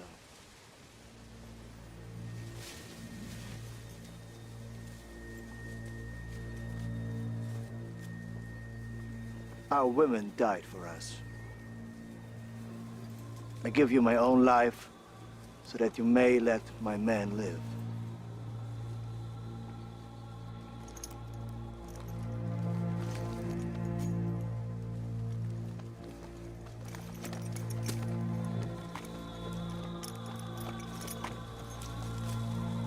If my men die, there will be nothing left of the Gauls, and no one left to worship our gods. I beg you. Enslave my people, if you need to. But let them live.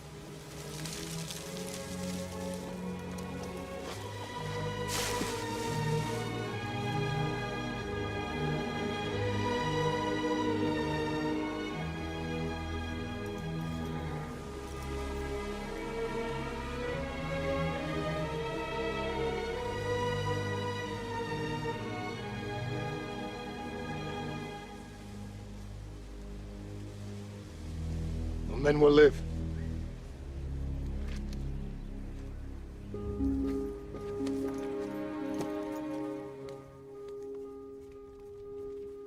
My dear wife, we will have to wait a little more before we're together again. You see, there are those in Rome who would have me branded an outlaw. So I have sent Mark Antony to talk to the Senate on my behalf. Since there has never been a soldier with an army such as mine who returned to Rome without taking her by force, I, too, must be planning such an assault. But my crime is worse, because I return not in dishonor, but in triumph. And this the Senate cannot tolerate. How long ago did Sulla ride into town with his army, breaking the sacred Roman law stating that no man must bring armed men past the Rubicon into Rome? How fresh in your memory does bloodshed have to be for you to show caution? Caesar has done more for Rome than any other general in its history. How do you respond? You strip him of his consulship, in his absence, without explanation. He's more than doubled the size of Rome in the last 8 years, and what do you ask him to do? Lay down his arms. It is not Caesar who is the criminal. It is this Senate. This Senate represents the people of Rome. This Senate represents its own interests. Sulla said almost the very same thing. If he said it, he was right. But the difference between Sulla and Caesar is the people feared Sulla. Caesar they love. You know nothing of the people's feelings.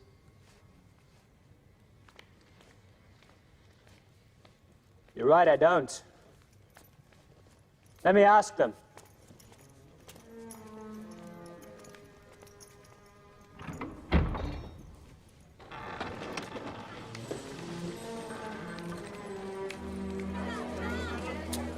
People of Rome, I come to you with questions from Caesar. He needs to know what you want, so he can better serve your needs. The Senate says they represent the people, but the Senate wants Caesar to lay down his arms and return to Rome as a man, not as a soldier. And when he arrives, the Senate will find him guilty of crimes against the state. Caesar's crime is spending 8 years in battle outside of Rome, with none of the comforts we all take for granted, and with a daily threat to his life. Why? So he can bring wealth to the Roman people. Temples, libraries, holidays and games are all funded by Caesar's levies and Gaul, yet what do they think in the Senate? They think he's doing this for personal gain. I ask you, if he's doing this for private gain, why does he stay in Gaul? Why does he live in a tent? I know why he does it. He does it so we Romans can live well. What are you going to do about this? Whatever these men may think, some of whom have never been up on a horse's back, I have never known a man tougher on the enemies of Rome, nor gentler to its friends. When I call myself a Roman, the thing that makes me most proud is to share that title with one other man. A man whom it has been my privilege to fight beside. A man who has shown time and again that he loves his own life less than he loves yours. His name is Gaius Julius Caesar!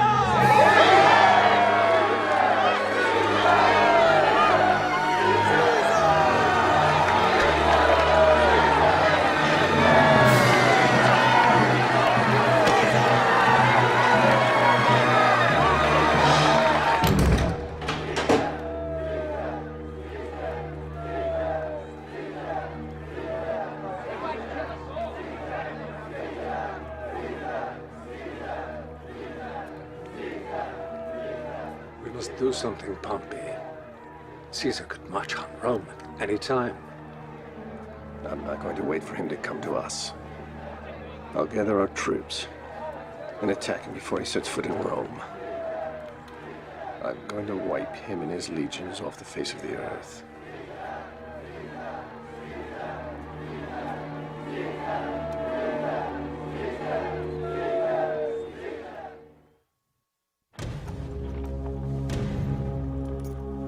Men, we have two choices. We can be slaughtered by the army Pompey is amassing against us. Or we can fight for our lives, just as we've done every day for 8 years. I've made my decision. I'm going to Rome. I'm going to cross the Rubicon. Will anyone be coming with me? To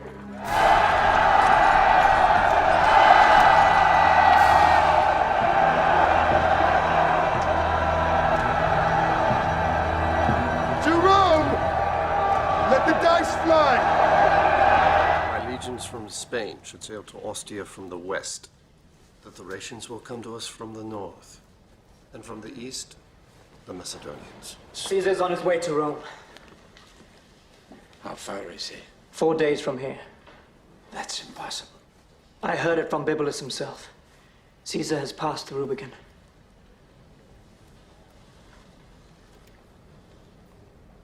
We must leave Rome. We cannot defend it without troops. We'll go to Greece. We amass what strength we can, and then we take him in Rome itself. I only hope we don't arrive too late and find the bodies of our friends on the Senate steps.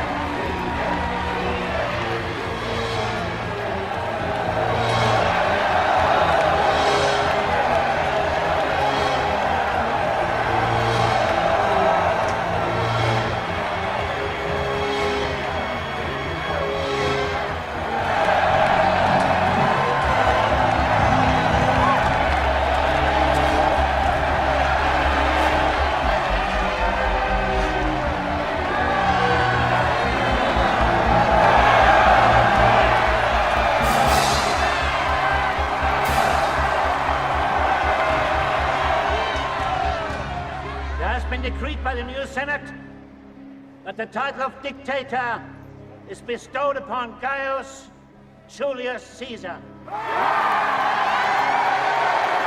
It is decreed there will be 50 days of thanksgiving in his honor. He is given the courts and elected consul for life. Hail Caesar!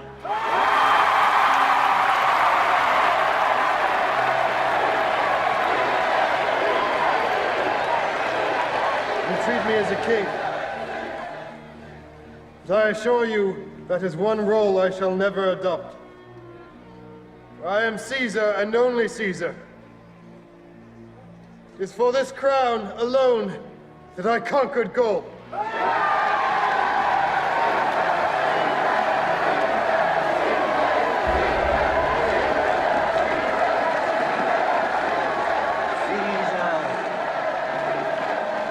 Caesar! Beware the Ides of March! The Ides of March! Beware!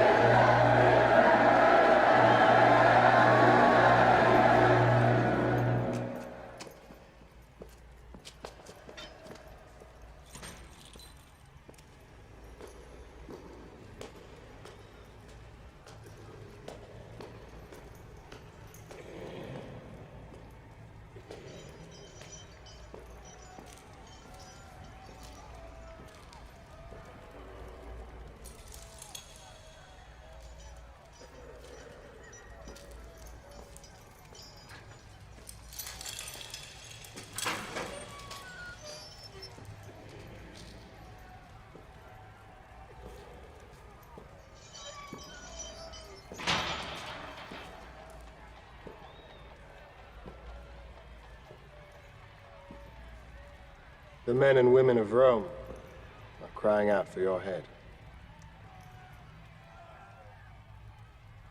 For a moment, I saw them as you do. You don't know how I see them. I was disgusted with them. How do you keep your purpose clear in your mind? When I met you in your village, I could see that you had your purpose clear in your mind, and it was pure. I can see that it hasn't changed. What did you do to preserve it? You want to know?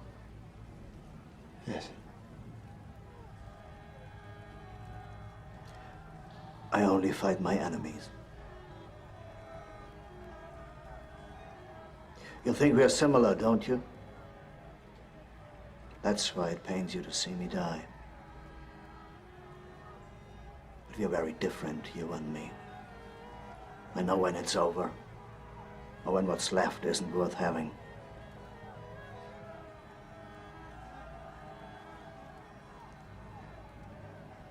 Give me the honor of dying alone, by my own hand, instead of in a public spectacle for your Roman mob. I have to do what the people want. I have no choice. I thought power gave you more choice, not less. Listen to them, do you hear that?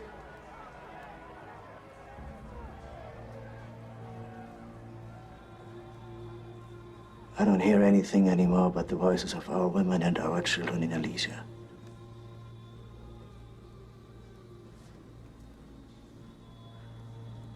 I can hear them when I'm asleep,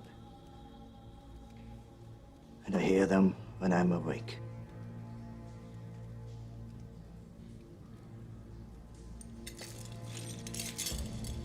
For pity's sake, give me a sword.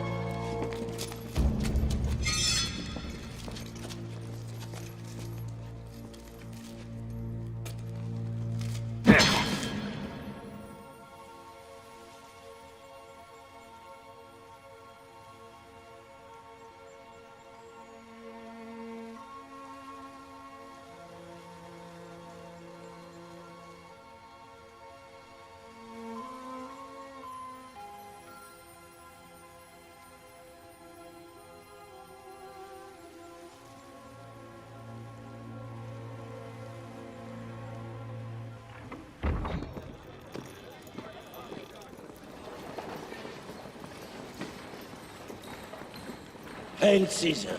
Hail Caesar! The ranks here are depleted. My men will be joining you. How shall we explain to the people? These men have become senators. They haven't been selected by the traditional means. The law has changed. And keep in mind, the people trust my judgment. You will be joined by my finest men. I've spent 8 years with them in Gaul. I must leave for Greece to fight Pompey.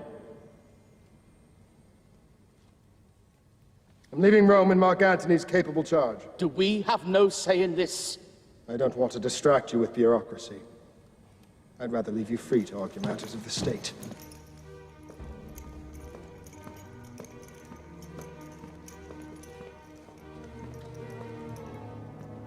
Do you think there will be blacklists? There won't be any lists. Sulla killed his enemies. I forgive mine. Good day to you, gentlemen.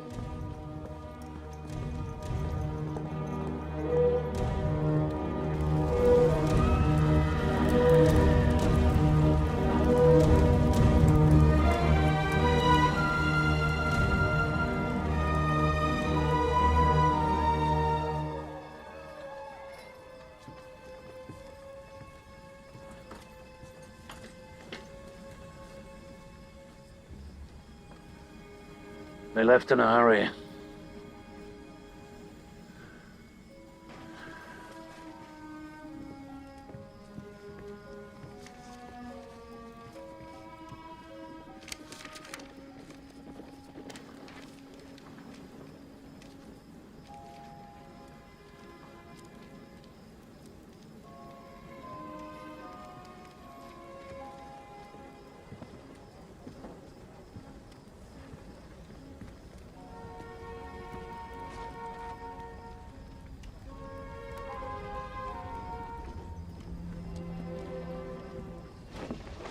Attend to Caesar!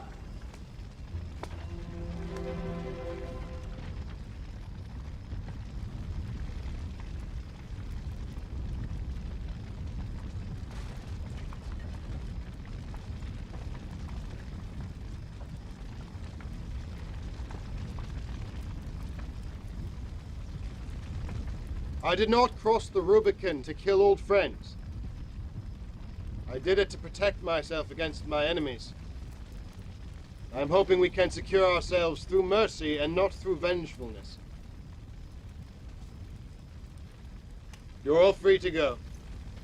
And so we owe our lives to Caesar. Did you say something, my old friend? I thought I heard you speak. I'm grateful for your clemency. Brutus, come dine with me.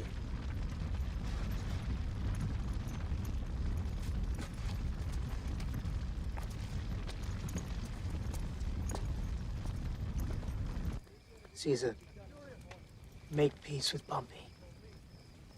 For years, his only hope was that one day you'd rule Rome together again. With what? With Julia, uniting you both. Yes, he tolerated me because he loved Julius so much. Caesar, he loved Julia because he saw you in her. He told me that Julia's death was almost unbearable. And add to that the end of your friendship, he counted his life as finished. I'll make peace with him if peace is what he wants. I want to establish some sanity in Rome. The people have had enough of fighting. Will you help me? How can I help you? I want you to go back to Rome and be my praetor. If peace is what you want, then it'll be my honor to serve you.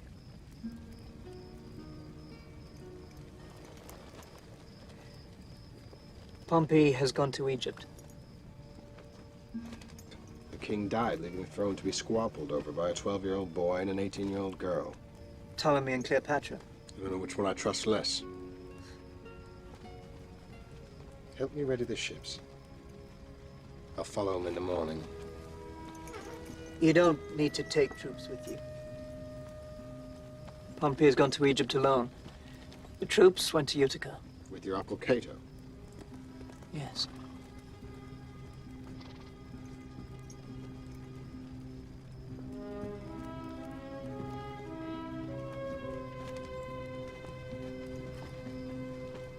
Trust me, Brutus.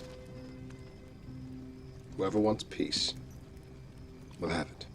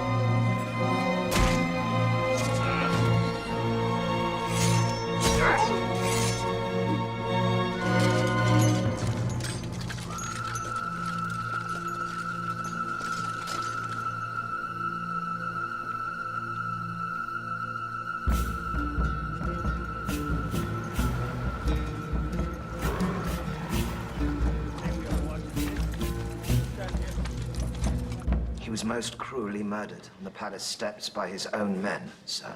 It has been rumored that they were bribed by Pothinus. By Caesar.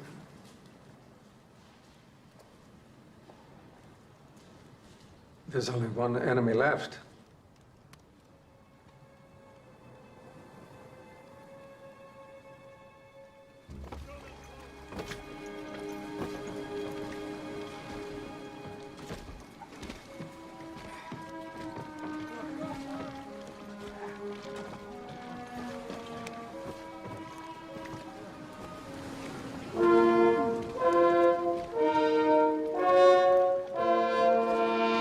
I am Pothinus, chief of the ruling council. In the name of King Ptolemy, I welcome you, Caesar. Well, the king is very generous, but as you can see, we haven't brought any horses. This grain is for your men, sir. My men will eat indoors, Pothinus. I'm sure you'll put us up very comfortably in your palace. I'll tell you the truth, Caesar. Ptolemy fears for his life. There's been a great deal of discord in Egypt, so he has forbidden all visitors. You, of course, are very welcome in the palace. And my men. And your men. Pothinus, you wouldn't have anything to do with helping the king make his decisions, would you? The king is a boy, sir. Forgive him, and forgive me. We are your allies and your servants, great Caesar. We only have the interests of Rome in our hearts. Bring out the gift.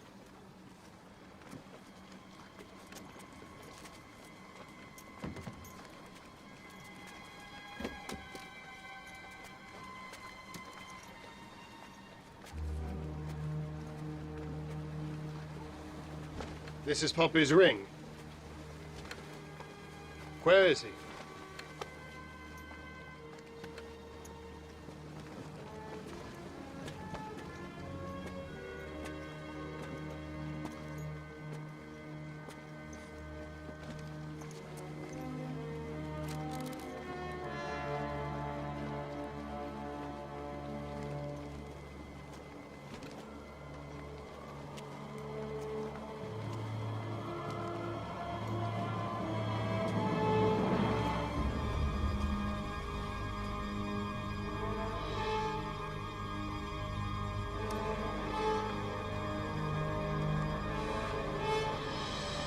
We thought you'd be pleased.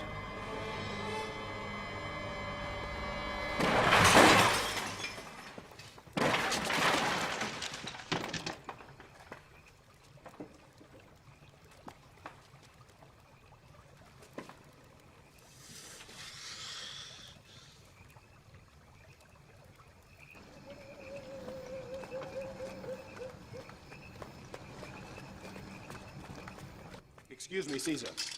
There's a servant with an urgent message from Cleopatra. Bring her.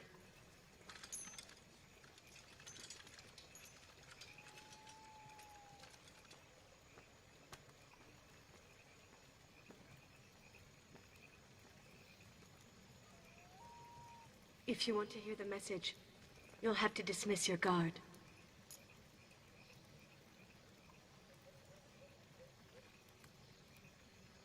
What word from Cleopatra is of such importance?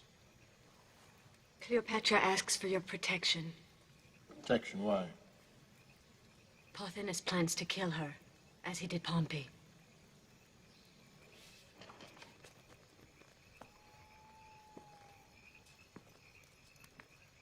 Is that why you're disguised as your own servant, Cleopatra?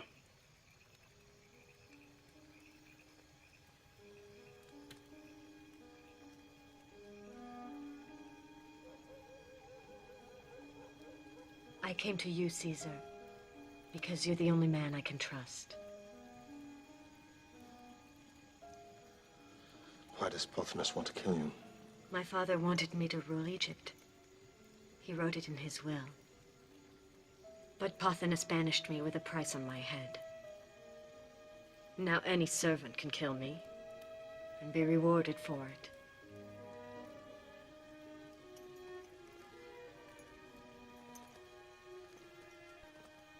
Caesar,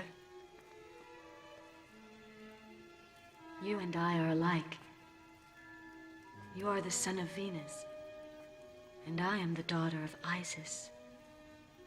You and I live by the same divine heartbeat. That's why we must help each other. Are you trying to seduce me? I don't try. I seduce.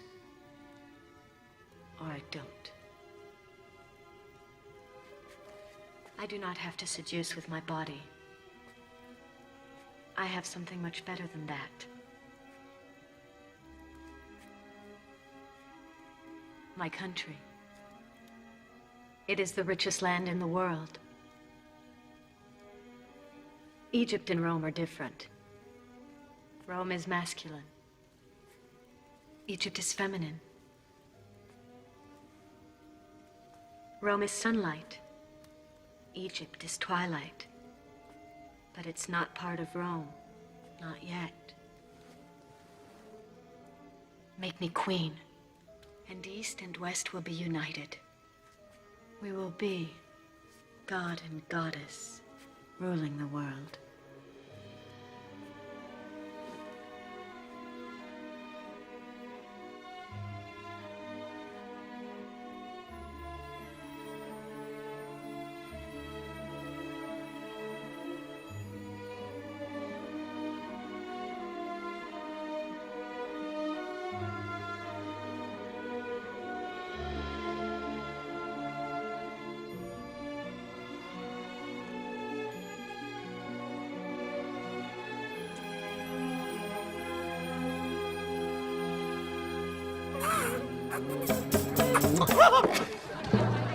You kiss me with the tongue of a serpent. I must taste you to see if you are poison. And am I? No, but I can taste gall. Will you stay with me in Egypt, Caesar? What does Egypt have to offer that Rome does not? Have you heard of the Fertile Crescent? Is it a region down below? Indeed it is. What grows there? I believe the region fertile enough to hatch a king. If you doubt it, try planting something there. Only promise me one thing. When you return to Rome, you must be faithful to me. But I'm married. I'm already being unfaithful with you. What? Let's go. Marriage compared bad with faith in politics. In marriage, you give yourself to a woman. In politics, you lie like several. You think that her influence is evil? No one is more ambitious than she is. And she'll do anything to achieve her ends. Some say she's a witch. I think you've been skulking too long in the dark. If Caesar wants to be king, would you prevent it? He doesn't want the crown. What if he did? Of course, I'd do anything to keep the kings out of Rome. At least with Sulla, the tyranny ended with his death. With a king, the ring can be passed on to a son, and to another son forever. Our ancestors knew too well what that was like. And your ancestors fought to send the kings outside the city gates and would stop at nothing to free Rome from them. And so would I. That's what we hope to hear you say. Is this just conjecture? I've heard nothing about this except from you. They're all talking about it. Brutus. They say there's nothing between him and the crown but Cato, your uncle. Caesar promised me that he would never kill Cato. Do you think Caesar's incapable of breaking a promise? And is it worth trying him in a matter of such urgency? If Cato is killed, and Caesar wants the crown, then I'll be the first to oppose it. But I will not prepare myself against him until there's proof.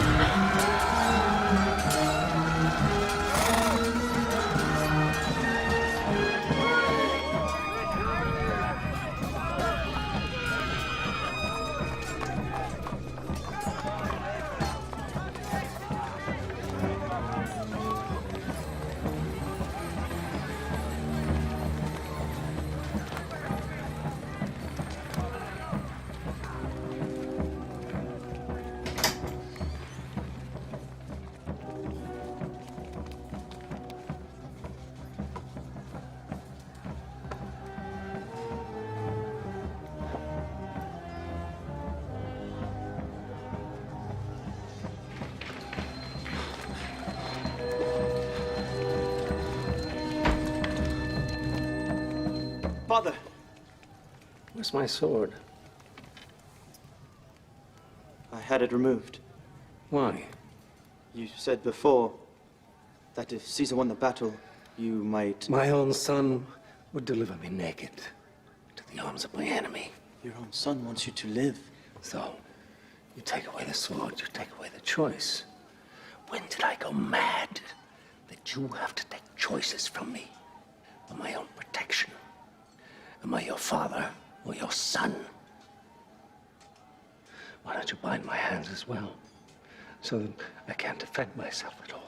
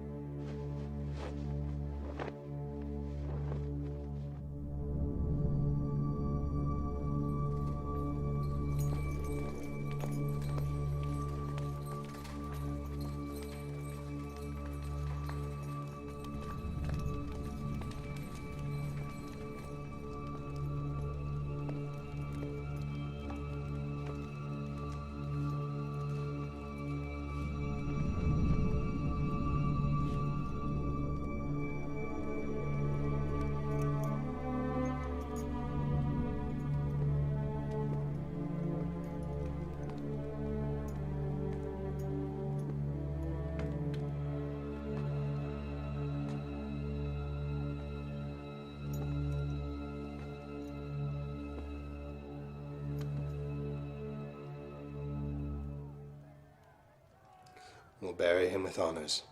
I'll bury him myself. Let the state celebrate his life. Which state? Rome? The Rome of Caesar? To accept your honors would defile my name. And on behalf of my father and my family, I decline. Now I'm asking you to leave this room.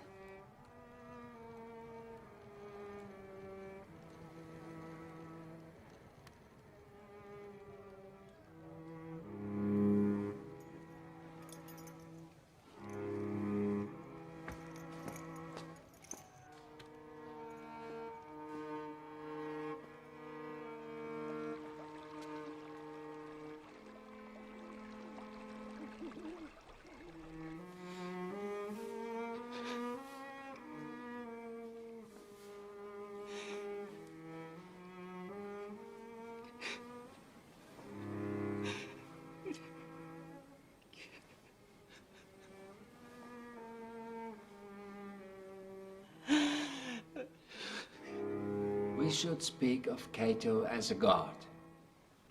He killed himself so he wouldn't be brought down by the hand of the lesser man, Caesar.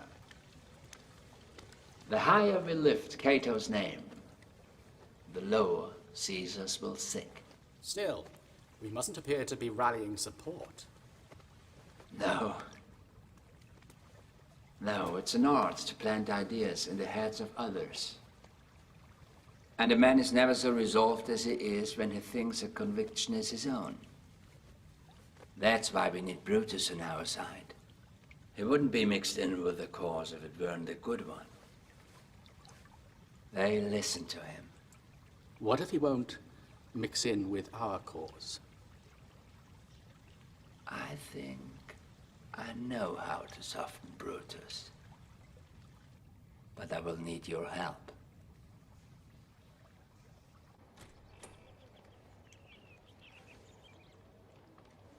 There's no peace in the world like in my house. Calpurnia. Won't you greet your husband with a kiss? Dismiss them.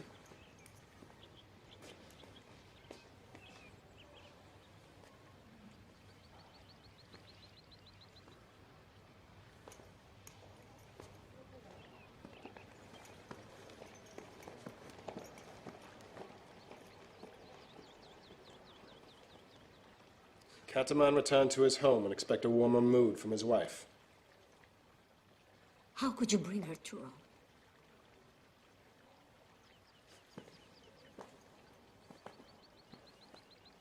It was for the good of the state. Cleopatra rules a large part of Africa. And all of you. No one rules me, Calpurnia. Not Cleopatra, not even you.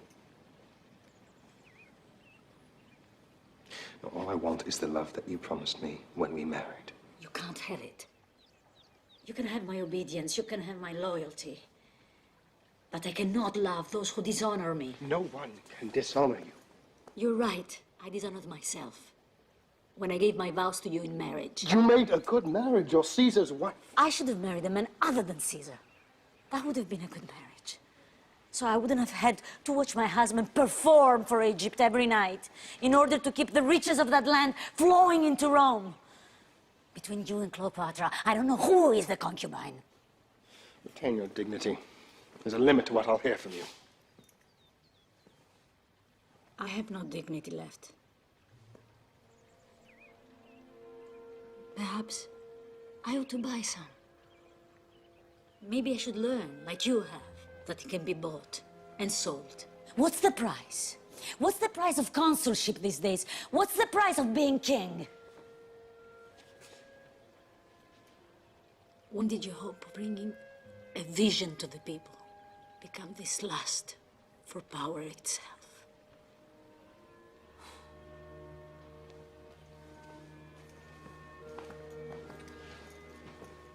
Was it when Julia died?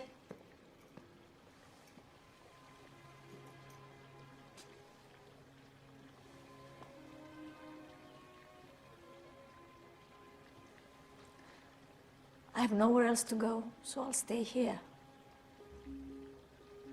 But I'll live apart from you, not as man and wife. May the gods forgive me for breaking my marriage vows, as I pray they forgive you for breaking yours.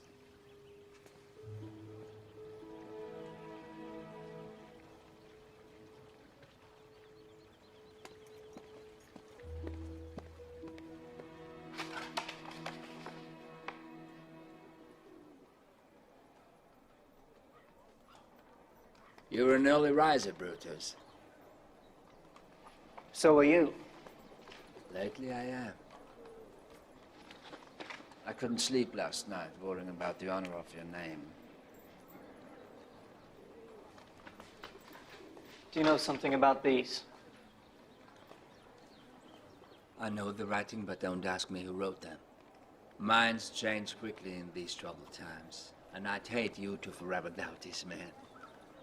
Oh, Brutus, I've done my best to persuade them that you're a man of honor. Though you wouldn't pledge to keep Caesar from becoming king. I gave you my pledge that I'd oppose him in the Senate.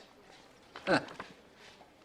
But some among us feel that to oppose a man like Caesar with words is the same thing as handing him the crown.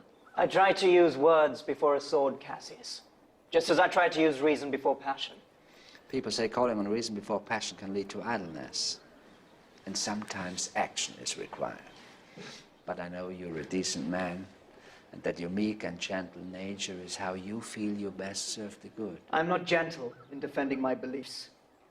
But you have given me no proof that Caesar will demand the crown. Do you plan to be at the Senate at the calends of March? No, I'll be here. They say that on that day Caesar will move that he be made king. I will come if I am sent for. This is what they mean. People say that this is weakness, to come when you are summoned and at no other time, to accept the favors of a tyrant like Caesar. He spared my life. And took the life of Cato, your wife's father, who treated you like a son.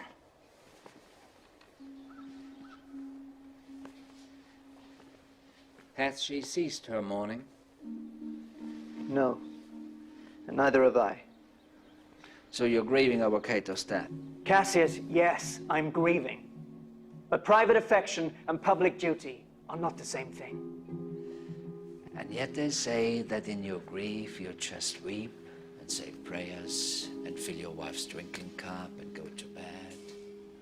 And when Caesar comes to you tonight, you'll be like his boy, filling his cup as well. Who is saying this? Who? I don't act for Caesar. I act for Rome. Always for Rome. Brutus, I've done everything to convince them that you're a man of action and that you love Rome. I've spoken in your behalf many times, singing your praises and condemning those who speak against you. But some men have ideas. They think highly of those who gave their lives to expel the kings from Rome, your ancestors. And they were only men, not gods.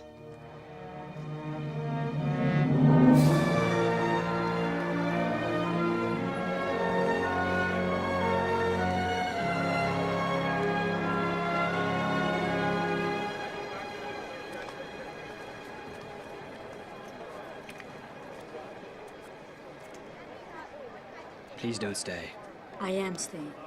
Why do you want to torment yourself? I won't be tormented. Will he?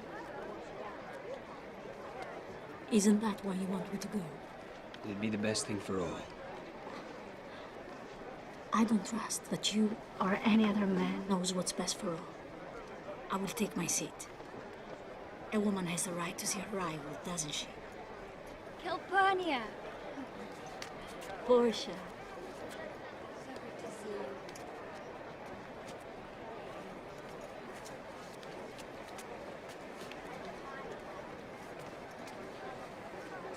Romans! We are here to celebrate the return of Caesar! His return, not only with Her Majesty Cleopatra, but with Egypt itself, for he has transformed the richest land in the known world. It is now not only Egypt, it is Egypt, and it is Rome!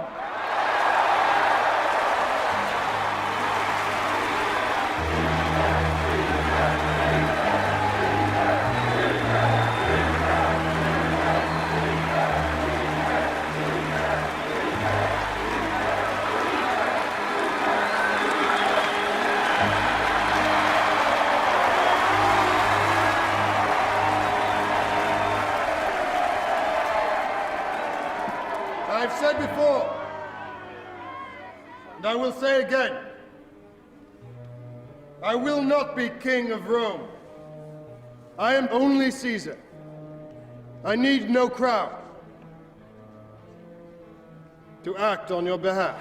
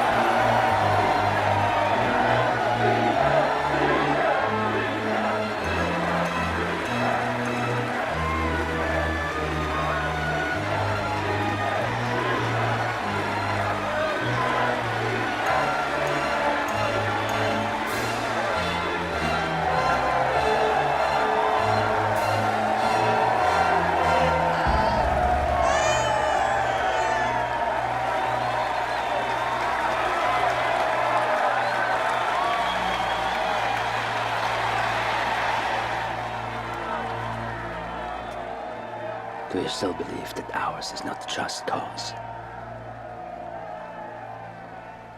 I'm with you. We have to act soon.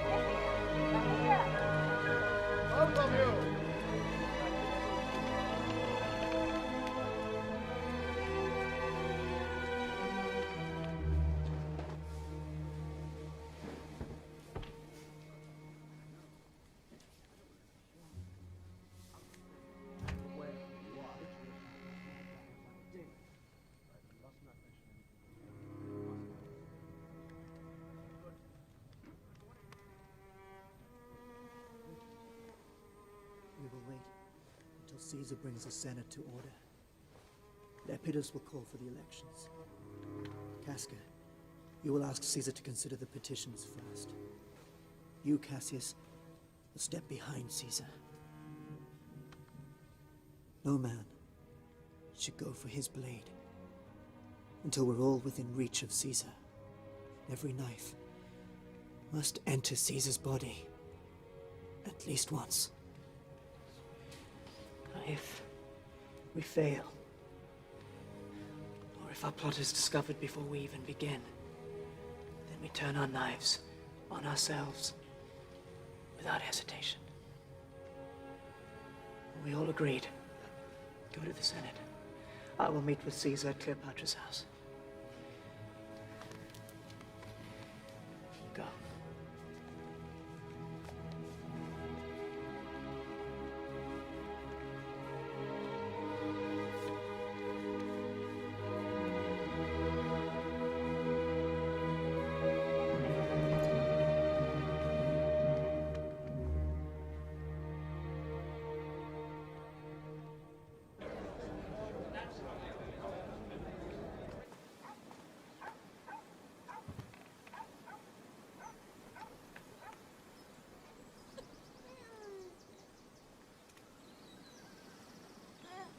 Brutus,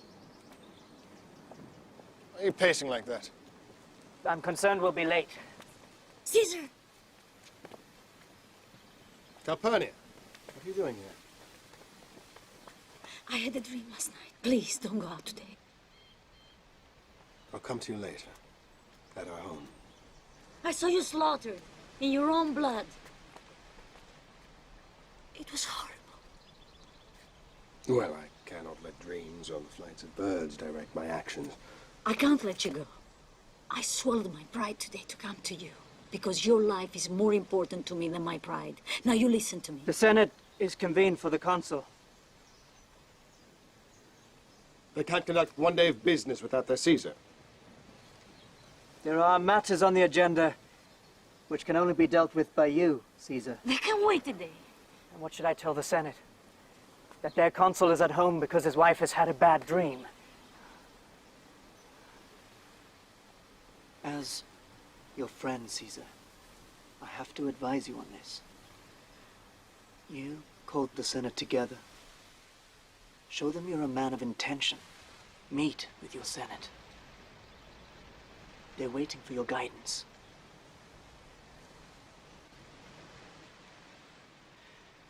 I'll be with him, lady.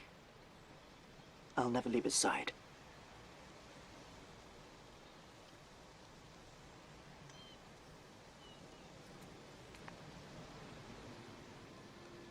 I'll come to you later.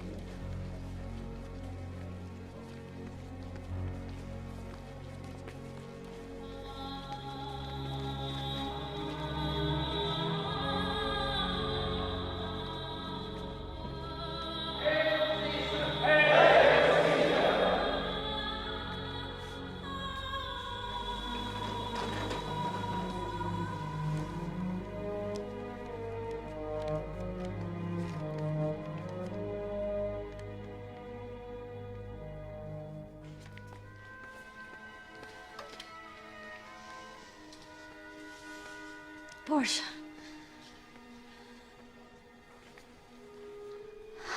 I'm not fit to be alone today. Sit down. Bring us some wine. Yes. Let's have some wine. What business do we have today? 2 legal briefings, an election for a quaestor, and 2 petitions from the Senate. Let's get the election out of the way. The election.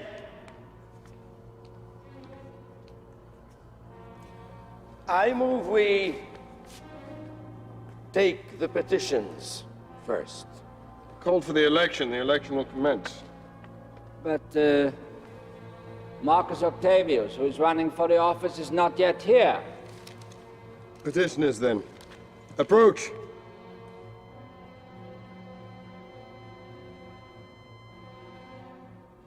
I'm glad Caesar is with Brutus today. Why? Last night I dreamt he was stabbed to death.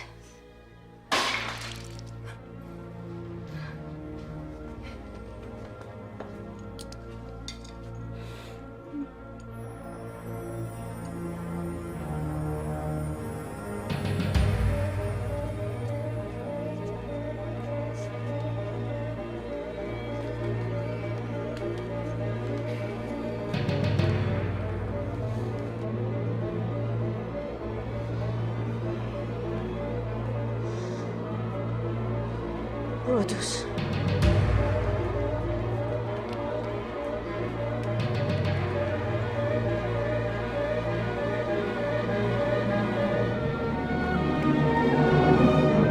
Caesar, I ask mercy for my exiled brother. Why are you petitioning what so recently has been denied?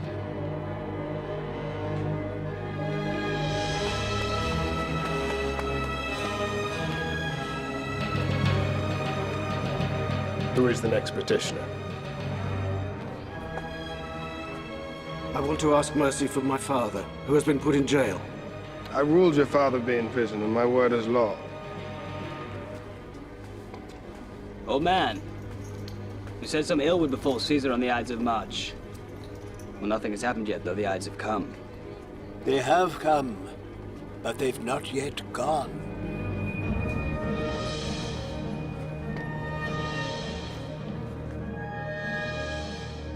I want to ask for your pardon, my great Caesar. And I pray for your soul.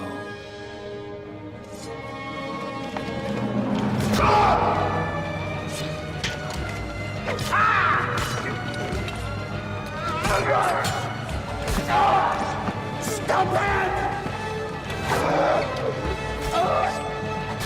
Caesar!